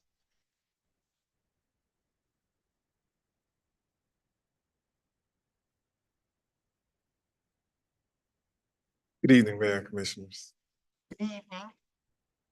Let's see where to start. I'll work backwards. Vehicles, numbers on vehicles. There is an additional cost when we do our striping for the numbers on vehicles. When we went to the GPS units, it addressed answering any complaints on any vehicle. We were able to see where they are, at the time of the complaint, and identified it. If it's something the commission would like to see, we can also add those numbers back to the vehicles, but we hadn't had anything additional come in the last 5 to 10 years, so we hadn't made that change. I am open to adding numbers to vehicles if needed, if that's what you guys would like to see. That's not a difficult change. It's just something we desperately have to change when we add our striping to our vehicles. Again, you are correct. All the vehicles don't necessarily get striped and wouldn't have numbers, but we do have a way to monitor it. As it pertains to Mr. Vickers and his calls for service. Again, I'll reiterate, we met with Mr. Vickers almost a year now. We haven't had any calls for service from Mr. Vickers. Since that time, we sat down with him. We outlined a plan so that we could make sure when we approach, we did not get accused of harassing his customer. And we asked him for some simple things, some simple changes. And we told him we would be back, made those changes, and we would proceed forward. Now, we had not had another meeting with Mr. Vickers about that situation, but we haven't had a call for service from Mr. Vickers, place of business to address those issues. I think I spoke several times about the other situations, and I'll be prepared to answer any questions that you may have in regards to that. But Thank you. Does anybody have any questions of Chief Shaw? Well, I don't have a question to Chief. Well, maybe it's, I think you've answered it already before in terms of having, if you're staged across, or at a distance from crowds or whatever that may be, that's on private property, that you don't have the right to disperse that crowd. Is that correct? If they're on private property? Oh, I'll address it a little different. We're cautious on how we handle that. We like to get with those private owners before doing so. But in this situation, we also have procedures in how we attack certain things. So that's something that the public doesn't understand, but it's not as simple as you would believe to say automatically we already addressing it. So, and that's something that I have stated. Yes, I just wanted to at least get that out there so that people understand better as it relates to why sometimes officers just stage or whatever. There's protocols. And Yes, sir, that's you correct. just can't force people off private property. But then the other piece of it, as it relates to, I'm assuming is the noise side of the house in terms of if you hear noise that's within 25 feet of you or whatever, from a multiple standpoint, that, you know, people could be fined for that if they maintain that, correct? That's correct. And one of the things Mr. Vickers failed to mention is that that law just actually changed back not too long ago. But the purpose of it is clear and audible. And that's the other portion of the statute that needs to be understood. Okay. It's just not you just hear noise. It's clear and audible. Thank you. Thank you, sir. I have a question on Chief. During the striping process, is there, I mean, I don't know how many people complain about numbers, but if it isn't a big concern, can we do that? Put numbers back on the card? We don't have any problem with that, sir. If we need to, we can. I haven't had any complaints outside of that, but I mean, yeah, we can go back and doing it. Seems like a big thing for Mr. Vickers. I mean, he's been around 40+ years in the business and as a small ask. I remember one time they even had names of officers on the cars, the dog named as well. So, I do understand concealment of UC cars, the undercover detectives, you know, concealing their identity. But our fleet is not that big. If that's a man, if we could get a win with Mr. Vickers, I would love to see that happen. And this is to Mr. Vickers. What would you like for us to actually do, Mr. Vickers? Because I appreciate you coming up week in and week out when we have these meetings, but sometimes it is a little unclear where's that mark that we need to reach? So that we could actually come to a median, so to speak. After the chief get through talking, I really would just, if it's a one sentence type deal, can you come up and just think about that while Because it's not chief such was a give talking? and take, so definitely Yeah. one sentence if we're. And I just want to be specific, and then maybe we could. Right, we need to know, That's it. we need to know. Because what- I don't want chief keep getting beat up. Yeah. Time and time, I come up here, I just want something that what we actually do. We got you with the numbers, I think. Yeah, well, I mean, that's what they had before, so it's, you know, outside of the UC, like, what's your UC undercover? Undercover, so that's that police lingo, but, so. Probably not no more. So, you know, those type things, and so, again, I think that's valid, and so I'll be happy to assist the community, and other people ask as well, so. I think that's a good answer. One sentence, Thanks, Ben. Mr. Vickers, can you come up, Mr. Vickers, in one sentence, one? Okay. Okay. So this is what I get it. I would make the request that Ms. Cardi and Mr. Vickers get together. I'm quite sure these meetings have happened before. Yes. To see if there is something that from the day-to-day side of things that could be addressed. And personally, with some of the things that came up in town hall, there's substantial things that are being addressed by the police department. But again, I think it'll be to the advantage of Mr. Vickers to have that one-on-one with our city manager to see what his overall concerns are. I appreciate that. And Mr. Vickers, I will make sure that we follow through. Our city clerk will get with you, your phone number, et cetera, so we can schedule. Thank you. Thank you. On to the consent agenda. Okay.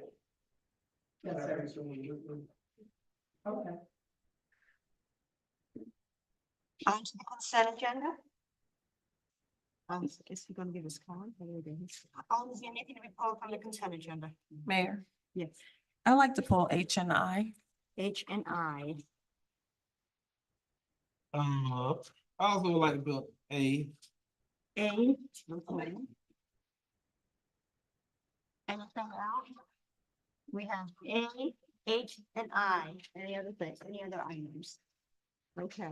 I'll make a motion that we accept the consent agenda excluding items A, H, and I for discussion. Second. The motion is second, all in favor? Aye. Any opposition? Okay. May I make the request? Sure. If a item is pulled, instead of us listening to the entire breakdown, if the commissioner has specific questions that can be asked directly so that it could possibly save a lot of unnecessary chatter, that it be done that way so we can move forward accordingly. We can. I just didn't know if, again, people in the community that are here in the audience would know what we're talking about, but that. Well, I'm asking to give the reason of why it's being pulled, because sometimes it can be a quick address. Okay, so Commissioner Jones. First, I'm gonna read the caption as you agreed to first, please.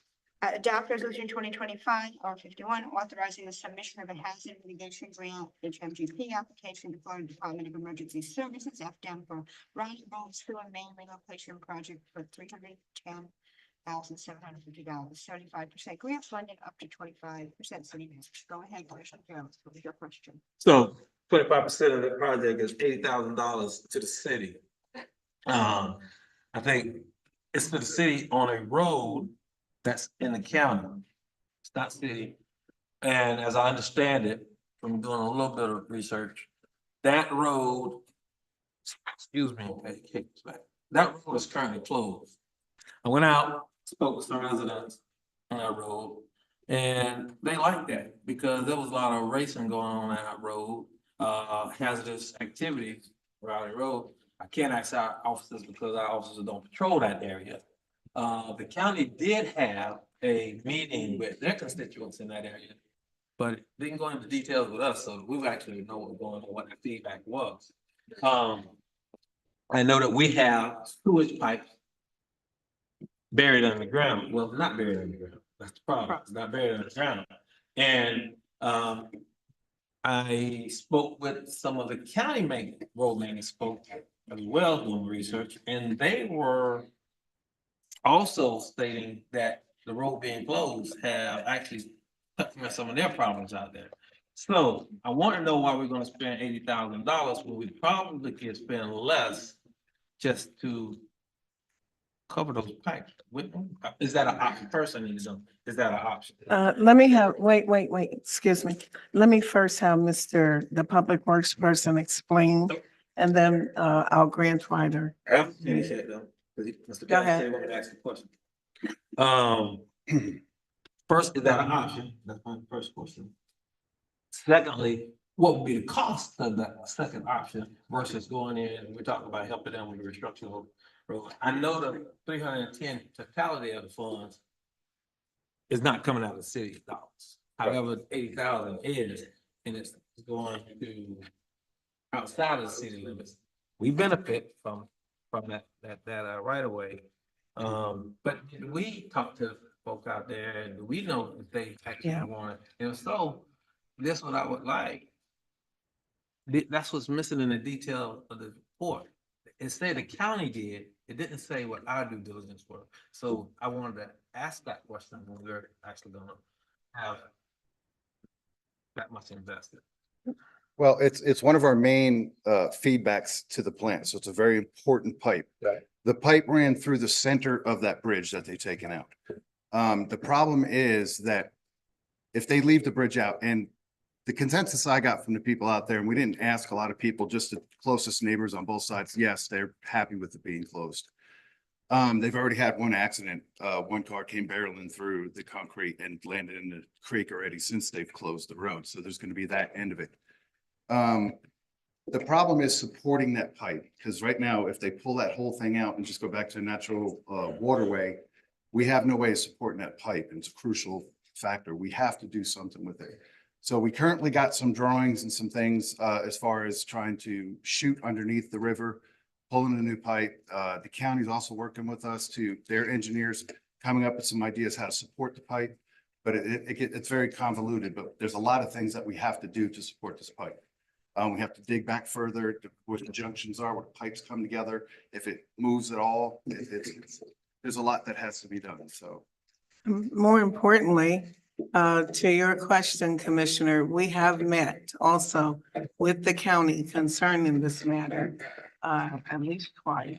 And additionally, the pipe that Mr. Joe is referring to is a very critical pipe for our entire wastewater distribution system.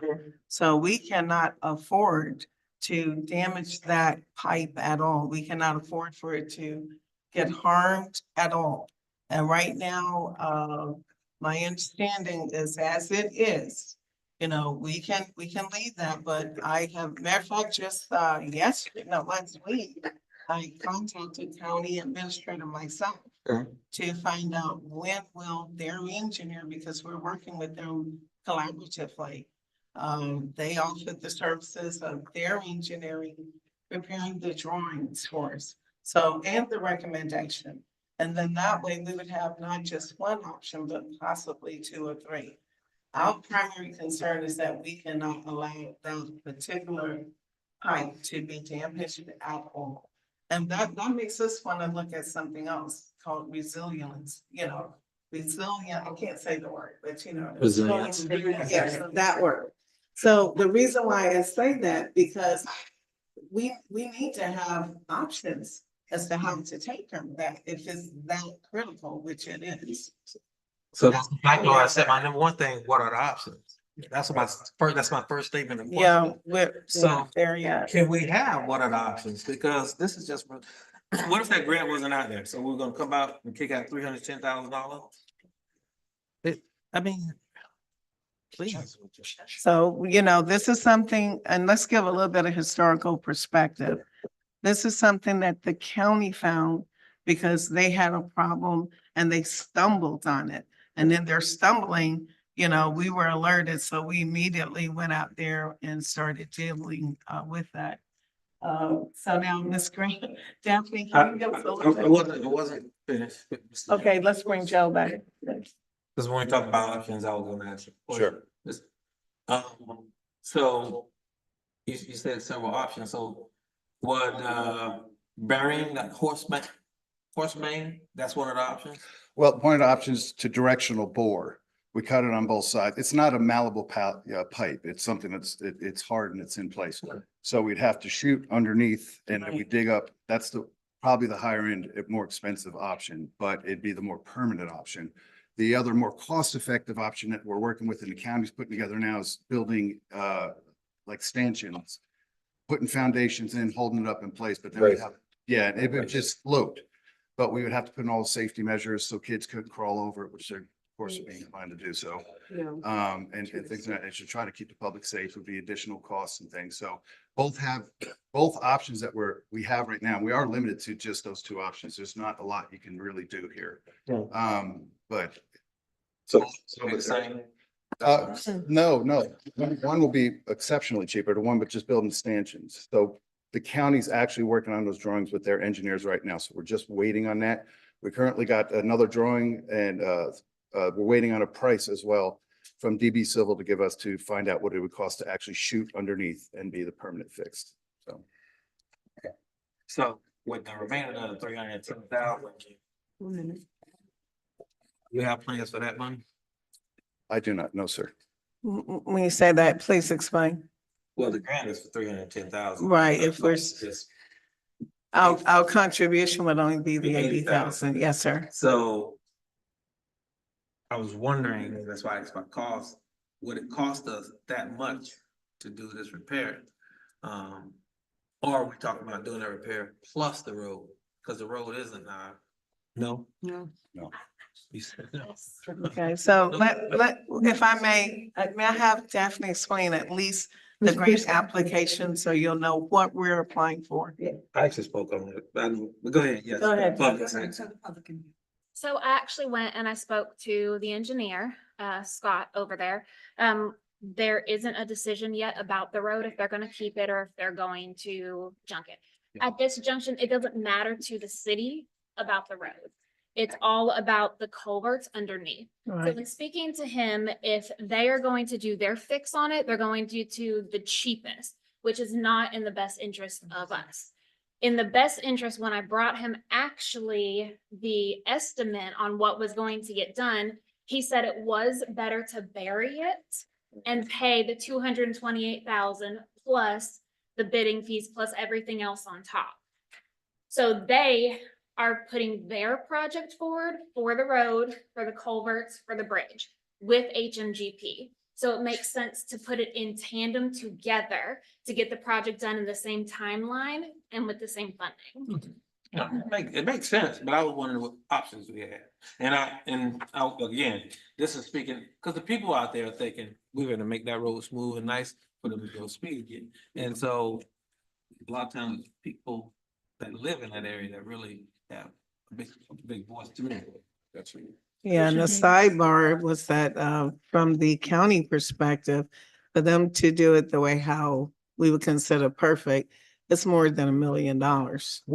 Yeah. And so that is, remember, and that's a part of their decision-making process. So we are actually, we're given the courtesy and we do have this timeline that we can kind of wait for the drawings from their engineer. So once we get that, then we'll know how to proceed. Okay, thank So you. we're consistently on this project. And one last thing, you mentioned, a car almost barreled into that in the cul-de-sac or in the hole in the road. Yeah. Mustang. No, you won't be, I don't think you'll be liable for that. County. However, could we ask them to help us put some barriers further away from the bridge? That would make sense. I don't know if you had a relationship with them, but. I do, and they're working on that as well. Right now, there's a big piece of equipment sitting there. They put it in place, but they are gonna put the concrete barriers. They'll put up signage, everything. I mean, it'll be an actual road end. There'll be all kinds of safety measures put in place when it comes time. Yeah, I was right up to it too. Yeah. Yeah, we were there too. Yes, go ahead, Commissioner I Davis. move to accept consent agenda A. Sorry.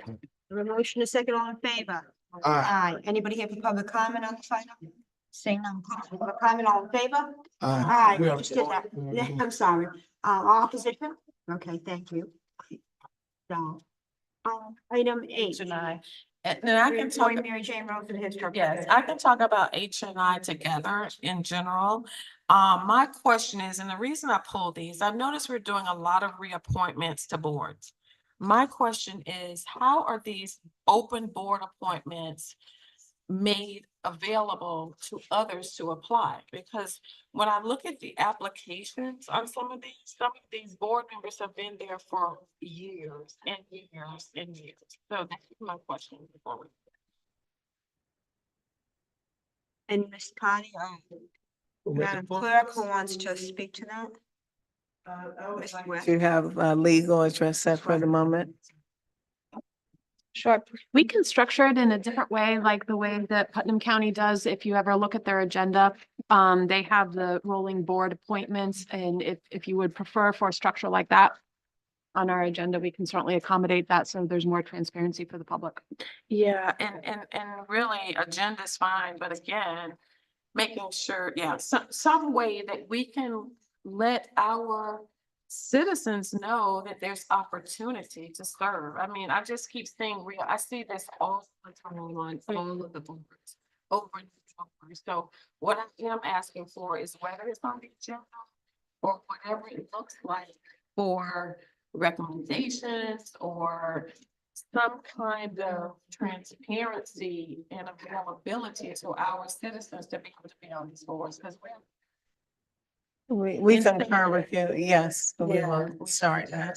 And I Expect a wonder different how result. I'm not saying that things are not changing, but I just think there needs to be opportunity for Others. of the land. And I'm not sure how other communities do it as well, and it might be worthwhile to look at that and get it also on social media and our website, of course, which I think it's on, but just to encourage more people to throw. Is there, I know that each board has, Go ahead. Go ahead, Commissioner. I know that each board has different policy, but it may be something that if we can bring the policies for the boards to the commission, that we do have the power to look at to see if, there's an opportunity for us to revamp or update them. So let that please be one of the policies that come before us so that we can take a look at them. Thank you. But in turn, if you are, okay, I'll make the motion. I'll make the motion that we move forward with these reappointments. We have a motion, do we have a second? Second, I'll second. We have a motion and a second. Is anybody, for public comment for this item? Seeing no public comment, all in favor? Aye. Any opposition? Thank you. Madam Mayor, Yes. I made an error in my polling item, and I had, you said I had a circle for B. And it's a legitimate But we question. already approved it. Um, Sorry. well, for the record, I want to pull B for some questions. If you gotta look at it, you'll see why. Except that it's, yeah, we already approved it, so it's not possible.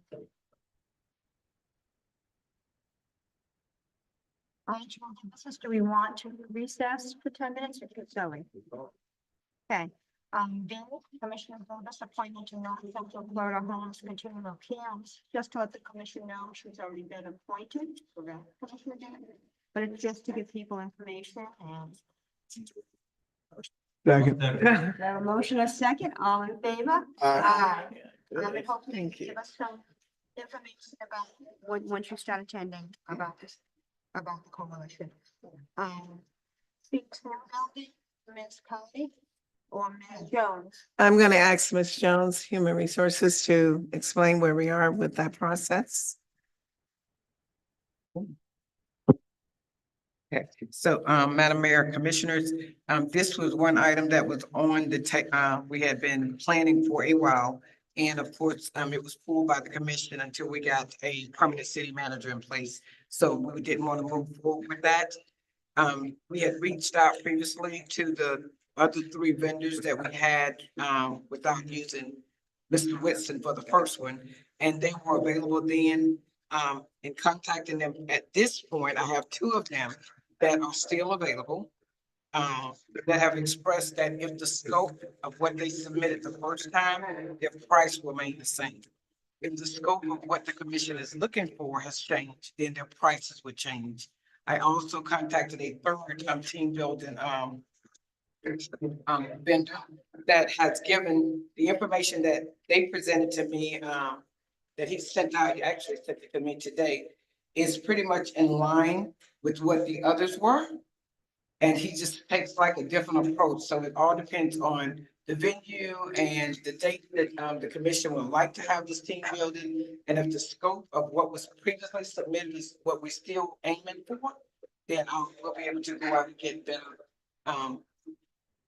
1 minute ago. Are you finished? Yeah, okay. Finish, please. Okay, so we'll be able to get, to be able to provide a better, product at the end of it. So we'll have the location, we'll have a date, we'll have a time. If the scope is the same, we'll have the vendor. And then we'll be able to present back and say, this is what they're gonna provide, based on what you have with an actual number of the, it's gonna cost us to do this team building. And Commissioner Davis? I'm gonna ask for clarification. What are we looking to accomplish with this team building and who are the expected attendees? I'm not sure what we're doing. So if we can operate in complete transparency, during the time where we talked about the team building, previously, just to be and honest, there was a major disconnect between commissioners amongst ourselves as well as staff.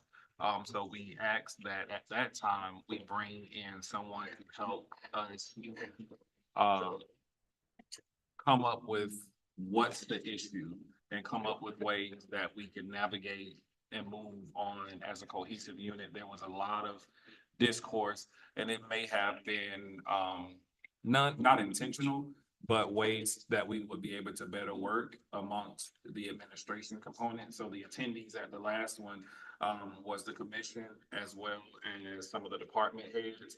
One of the reasons why we halted with moving forward at that time was because the last time we did it, we had an interim serving as the city manager at that time. So it wasn't a lot of things that were discussed or a lot of things that we took into consideration began to change as a result of that interim moving in, so forth and so on. So that's kind of how we got to the point. And even more so, recently, I desired to wait so that we would be able to have the permanent city manager, whomever that may have been. Now we know it's Ms. Cardi, so that she would be able to have the input into, as we can continue to grow as a cohesive unit. So yeah, that's how we got to the point of. Okay, and then second question was, what was the hope to accomplish? What was the intent? to accomplish? Well, I think the question was Clarify, please. answered. Okay. However,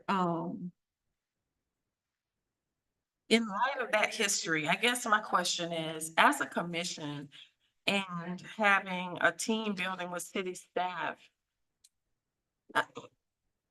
so you will have to help me reframe this, because our relationship, and I'm not saying we don't have a relationship, so please hear me in context, and where I'm going with this next statement is that we have a city manager. The city manager commissioner relationship is critical. The city manager manages the staff. And so I'm trying to understand a benefit of, or even appropriateness. I think I want to venture to ask of a commission, city staff, team building in light of movement that we've had, relationships. So I guess that's where I'm trying to go. And again, I wasn't here, but from the point I've been here, I'm just not seeing a benefit of what we're trying to accomplish and what would be the scope of that. So that's it. Commissioner Bond? Okay, I think I might be able to answer a little bit of that. It was some discourse within the city at the time prior to you coming forward. And as a result of that, there was a meeting that was, we all decided that, having a team building exercise would try to help break down some of the barriers and help everybody understand what their roles were as they sat, whether you were in leadership role or whether you was in the commission role. And so out of that, we solicited a company who captured all of that information. And as a result of that, I think you should have gotten that report. Okay, so that's where we are right now in terms of reconvening that to make sure, because I don't think everything is all clear based on the delay in terms of now we've got a permanent city manager. So I think it's still important to kind of finish that up, because I don't think, I think there still may be some things that need to be cleared up. And then once we get past that, everybody understand what their roles, responsibilities, expectations is. And I think we can, go from there. Commissioner? I think to answer the question, our initial point of it, I think does differ with regard. So I understand where Commissioner Davis is coming from with regards to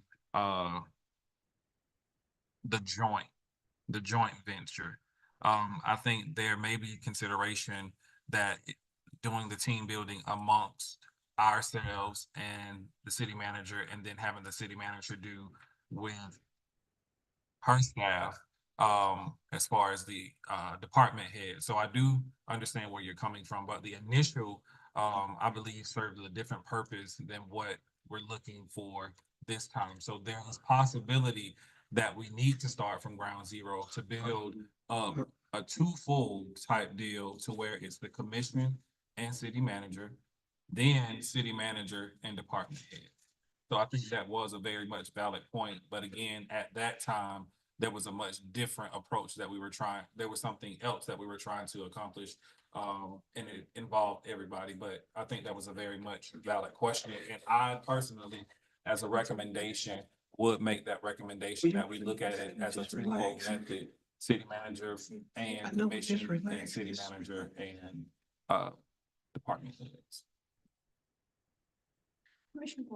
Well, those are really, excellent points. And with that being said, I mean, would it be even a need to even move forward with this if we just need to just, unless this particular, if they can do it in a two-part, I mean, in the same day to where, we can do it amongst the commission and the city manager can then work with staff at that time. So would that be a recommendation with the department head, the city manager and the department heads? Can we do it like that maybe? Could you repeat that just one more time? I'm sorry. Okay, it was a recommendation that both you and you and Commissioner Davis mentioned. So that we can do it between the commission and the city manager, and as well as with the city manager and the department heads. And that way, it'll be what you guys both came up with. I think that's what's was said, but then are we also looking to have somebody externally come in and do it for each group? And what does that look like? I believe more specifically for the city manager and staff, based on some things that have recently transpired, I think that would satisfy some of the outcomes of what was presented. So we can scratch this out for now. And let's focus on staff, giving them the ability to build the morale that they need. So I would say let that be the focus. Okay, makes sense to me too. Thank you. I agree. And to that point, then that would then go into the city manager's court to Right. coordinate with her It staff. doesn't involve that. And I also want to say that now it's coming back outside looking in, I kind of remember. I also want to say that I think the commission has made a huge step in the right direction now that we have a permanent city manager, now that she has goals and she has things that we're evaluating her on. And that then holds her accountable to holding her staff accountable. So I think those things will also I hope remedy any of the past behaviors and we can address them appropriately. Thank you. So at this point, that seems to be the thought going forward, is that the Yes. city manager will work on Yes. this with the city. Thank manager. you for the direction. We understand and we'll move forward. We'll also be certain that you receive update as well. Thank you. On to public hearings, ordinance 2025-12, annexation of property located at 1609 Ashmore Street into the corporate limits of the city of Palatka, Florida, and it's the second reading. Mr. Obama. Madam Mayor, Commissioner, good evening. This is the second hearing for this annexation, along with the rezoning. Nothing has changed since you heard this on the first hearing, and recommending approval. Motion to approve. So the motion is second. Is there anybody here for public comment on this item? Close public comment. All in favor? Aye. Any opposition? Thank you.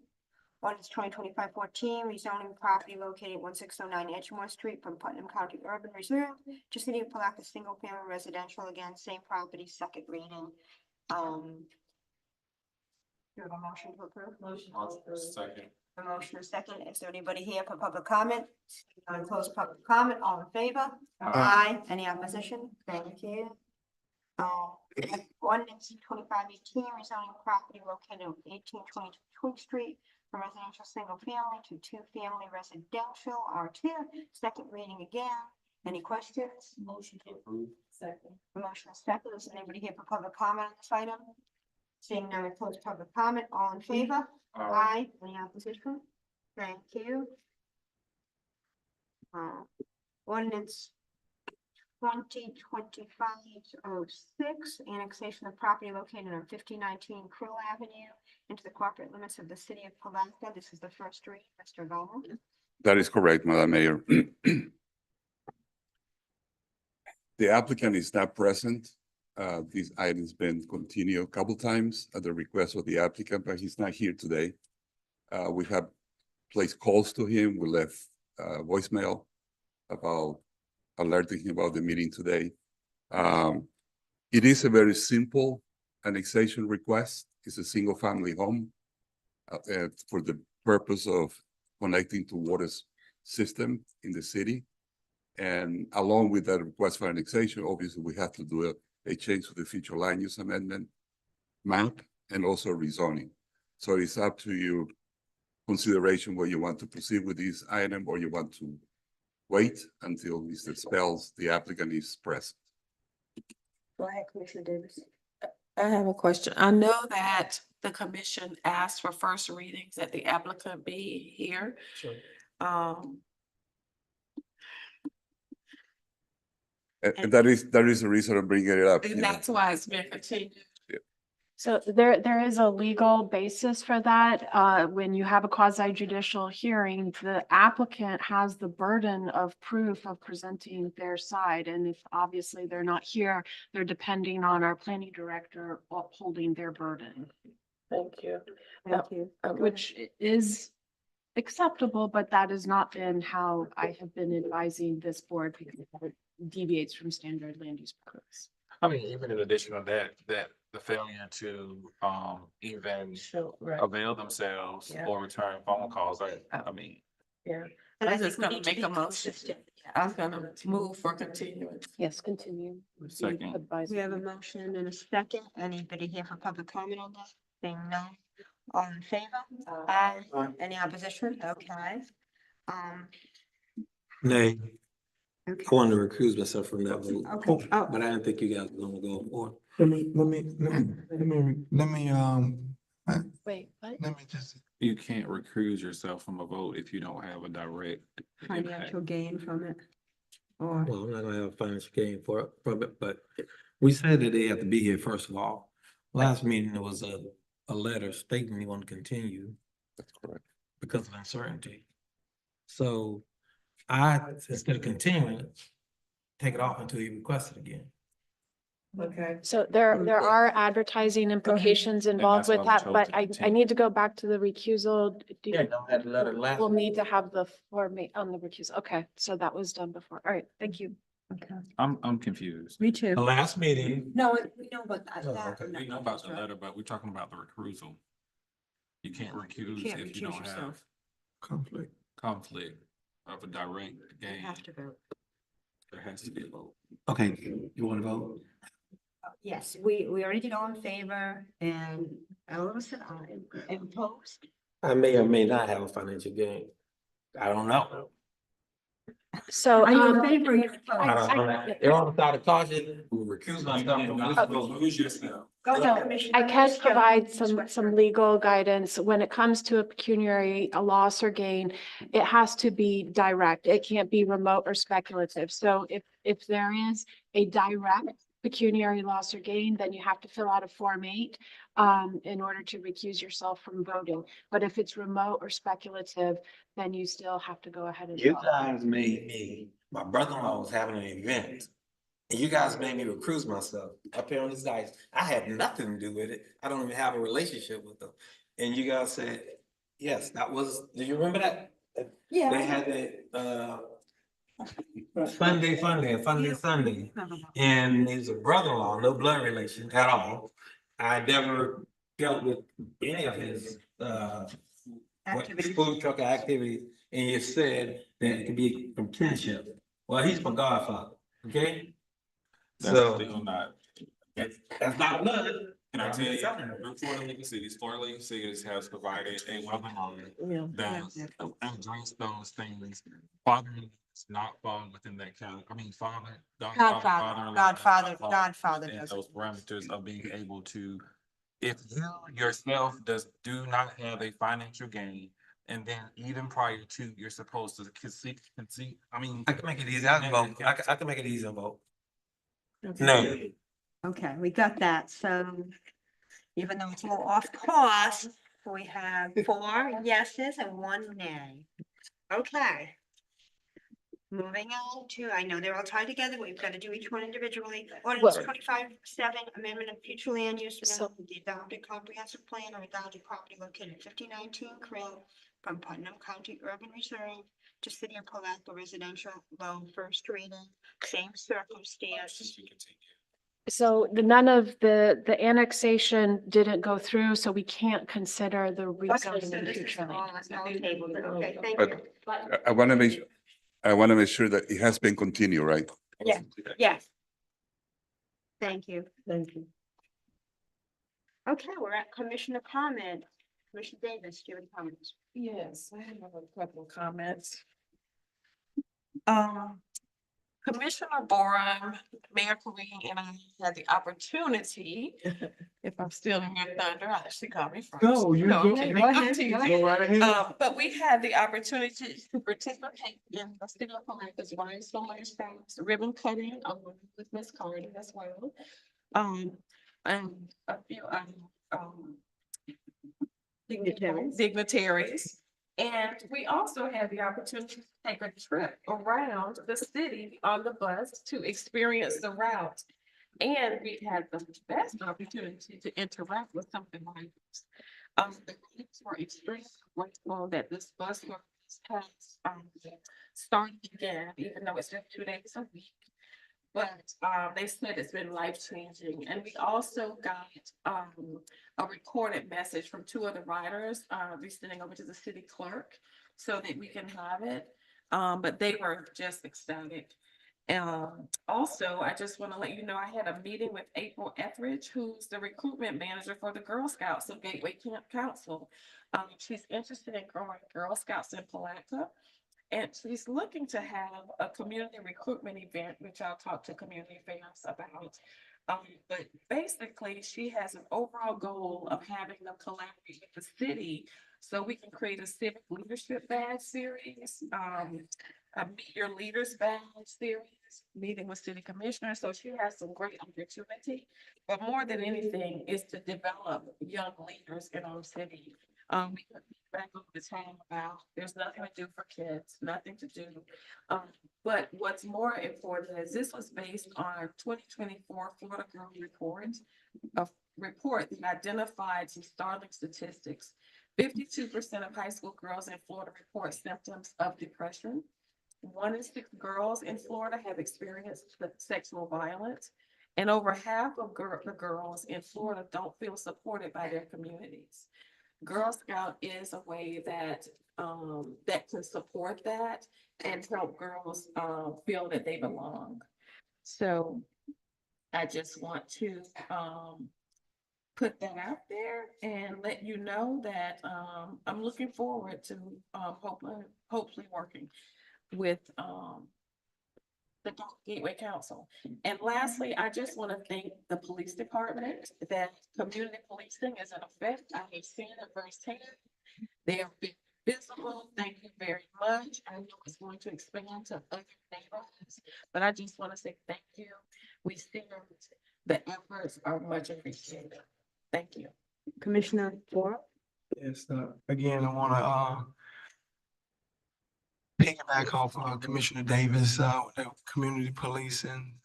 That's something that I'm passionate about, and I think it really helped break down the barriers in the community when officers show up, not just to engage in an arrest or what have you, but in a positive manner.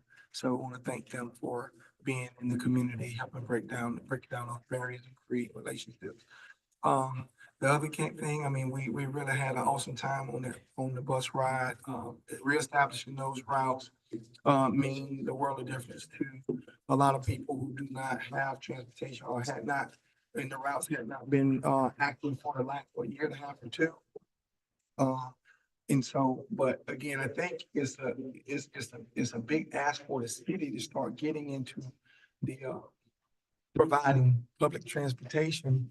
But, we will commit to do whatever we need to help, make ends meet because, the people who did use those services were anybody from, teenage up to, elderly. And so they certainly need that, and we're filling the gap at this time, but we would like to have, the Ride Solutions, CEO to make sure that they are fiscally responsible with their dollars, so it help make sense for everybody. That being said, I passed along, FMIT, information over to all of the commissioners. I don't know if Ms. Carter had a chance to get it out, but, that information is something that I think that the commission needs. I've been trying to get it to them the past couple, 2 or 3, city managers or what have you, so. But I think it's important for us to be able to understand and know how our city is operating as it relates to workers' comps, claims, as well as property insurance, among other things.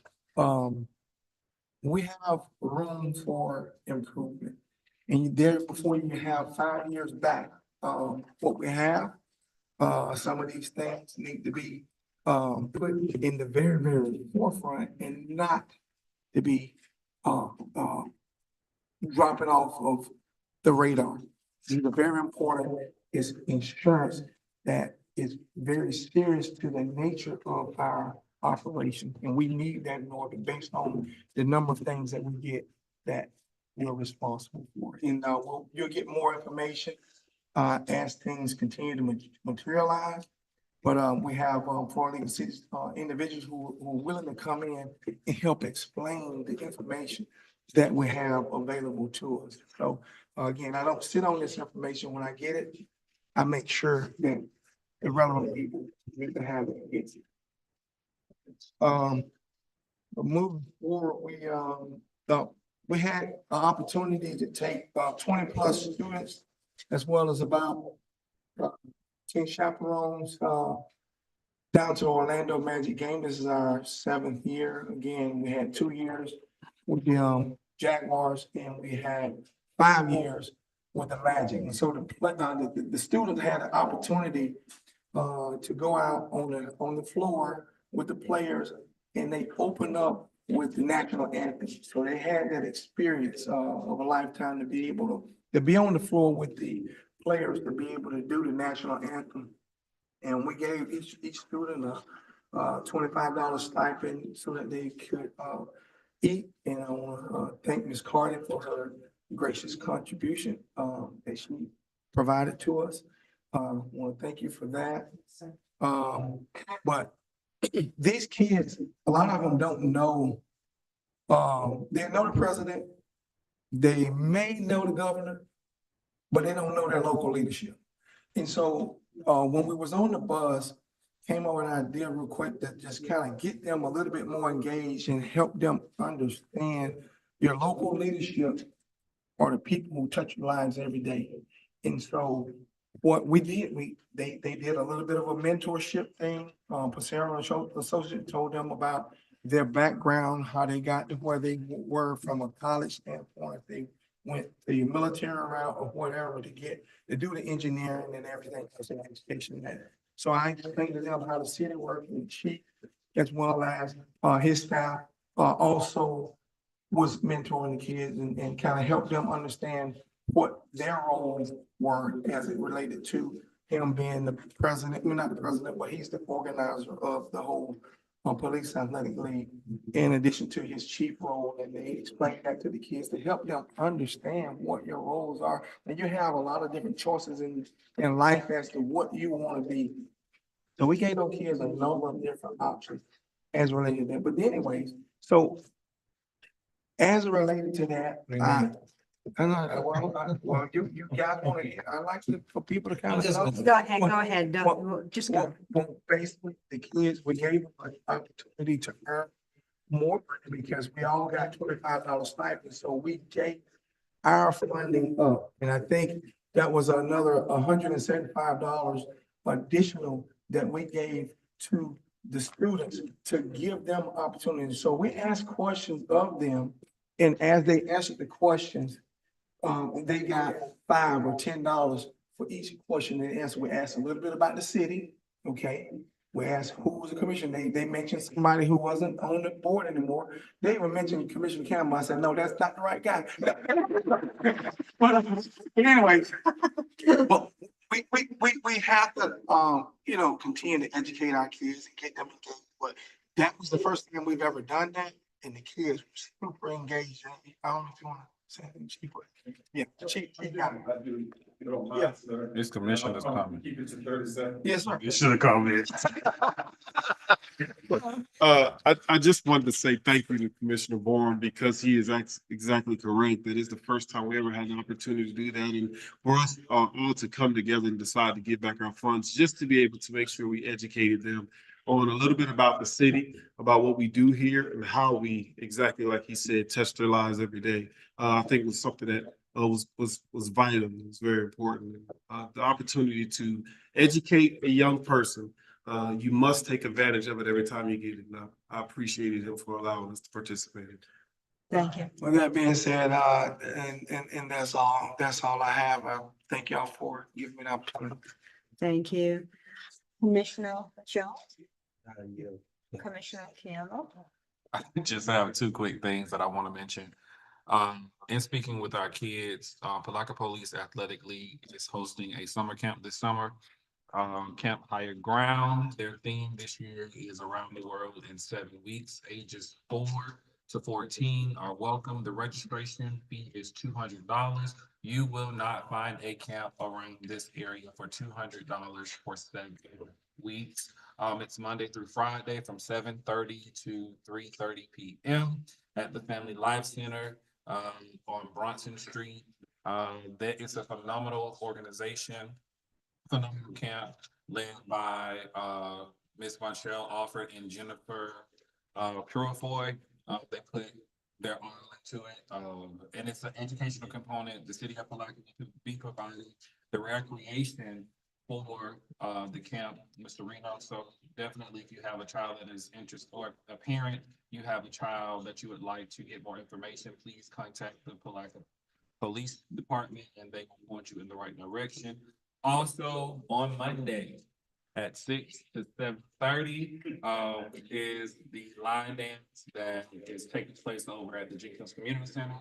Each week we've had about 30 people to show up, and we've actually had individuals who've been consistent in coming from Jacksonville to join us for our line dancing class, and we have a few of Ms. Jones joined. We've had Ms. West join us before. We've had Ms. Cardi join. But we've also had youth that have been consistent in coming. Each week we've had everyone, all age ranges to come. So we're looking just to have fun and get people active. Ms. Jones has come to our line dancing as well. So if you want to put your boots on the ground, come on, we got you. Thank you. Just another, Commissioner Davis. And happy birthday to Miss Costa. I was just about to say that, sorry. It's okay. Happy birthday. That's okay. Happy birthday, and now would you want to spend your birthday, but here. Well, this is a place of love. I'm good. Sure. Just Come on. quickly, Mr. Ennis Davis is coming from the Flag Trust on Tuesday, April 22nd at 5:30 to talk about listing on the National Register, whether that's running for downtown pluses and minuses for the business and property owners downtown. So that will be notice sent out, but just a heads up. Yes. And with that said. No, we want to sing to Miss Cardi. Oh, please. yeah. Yeah. Happy birthday to you. Happy birthday to you. Happy birthday to Cardi. Happy birthday to you. right, everybody go to crocodiles. Journey.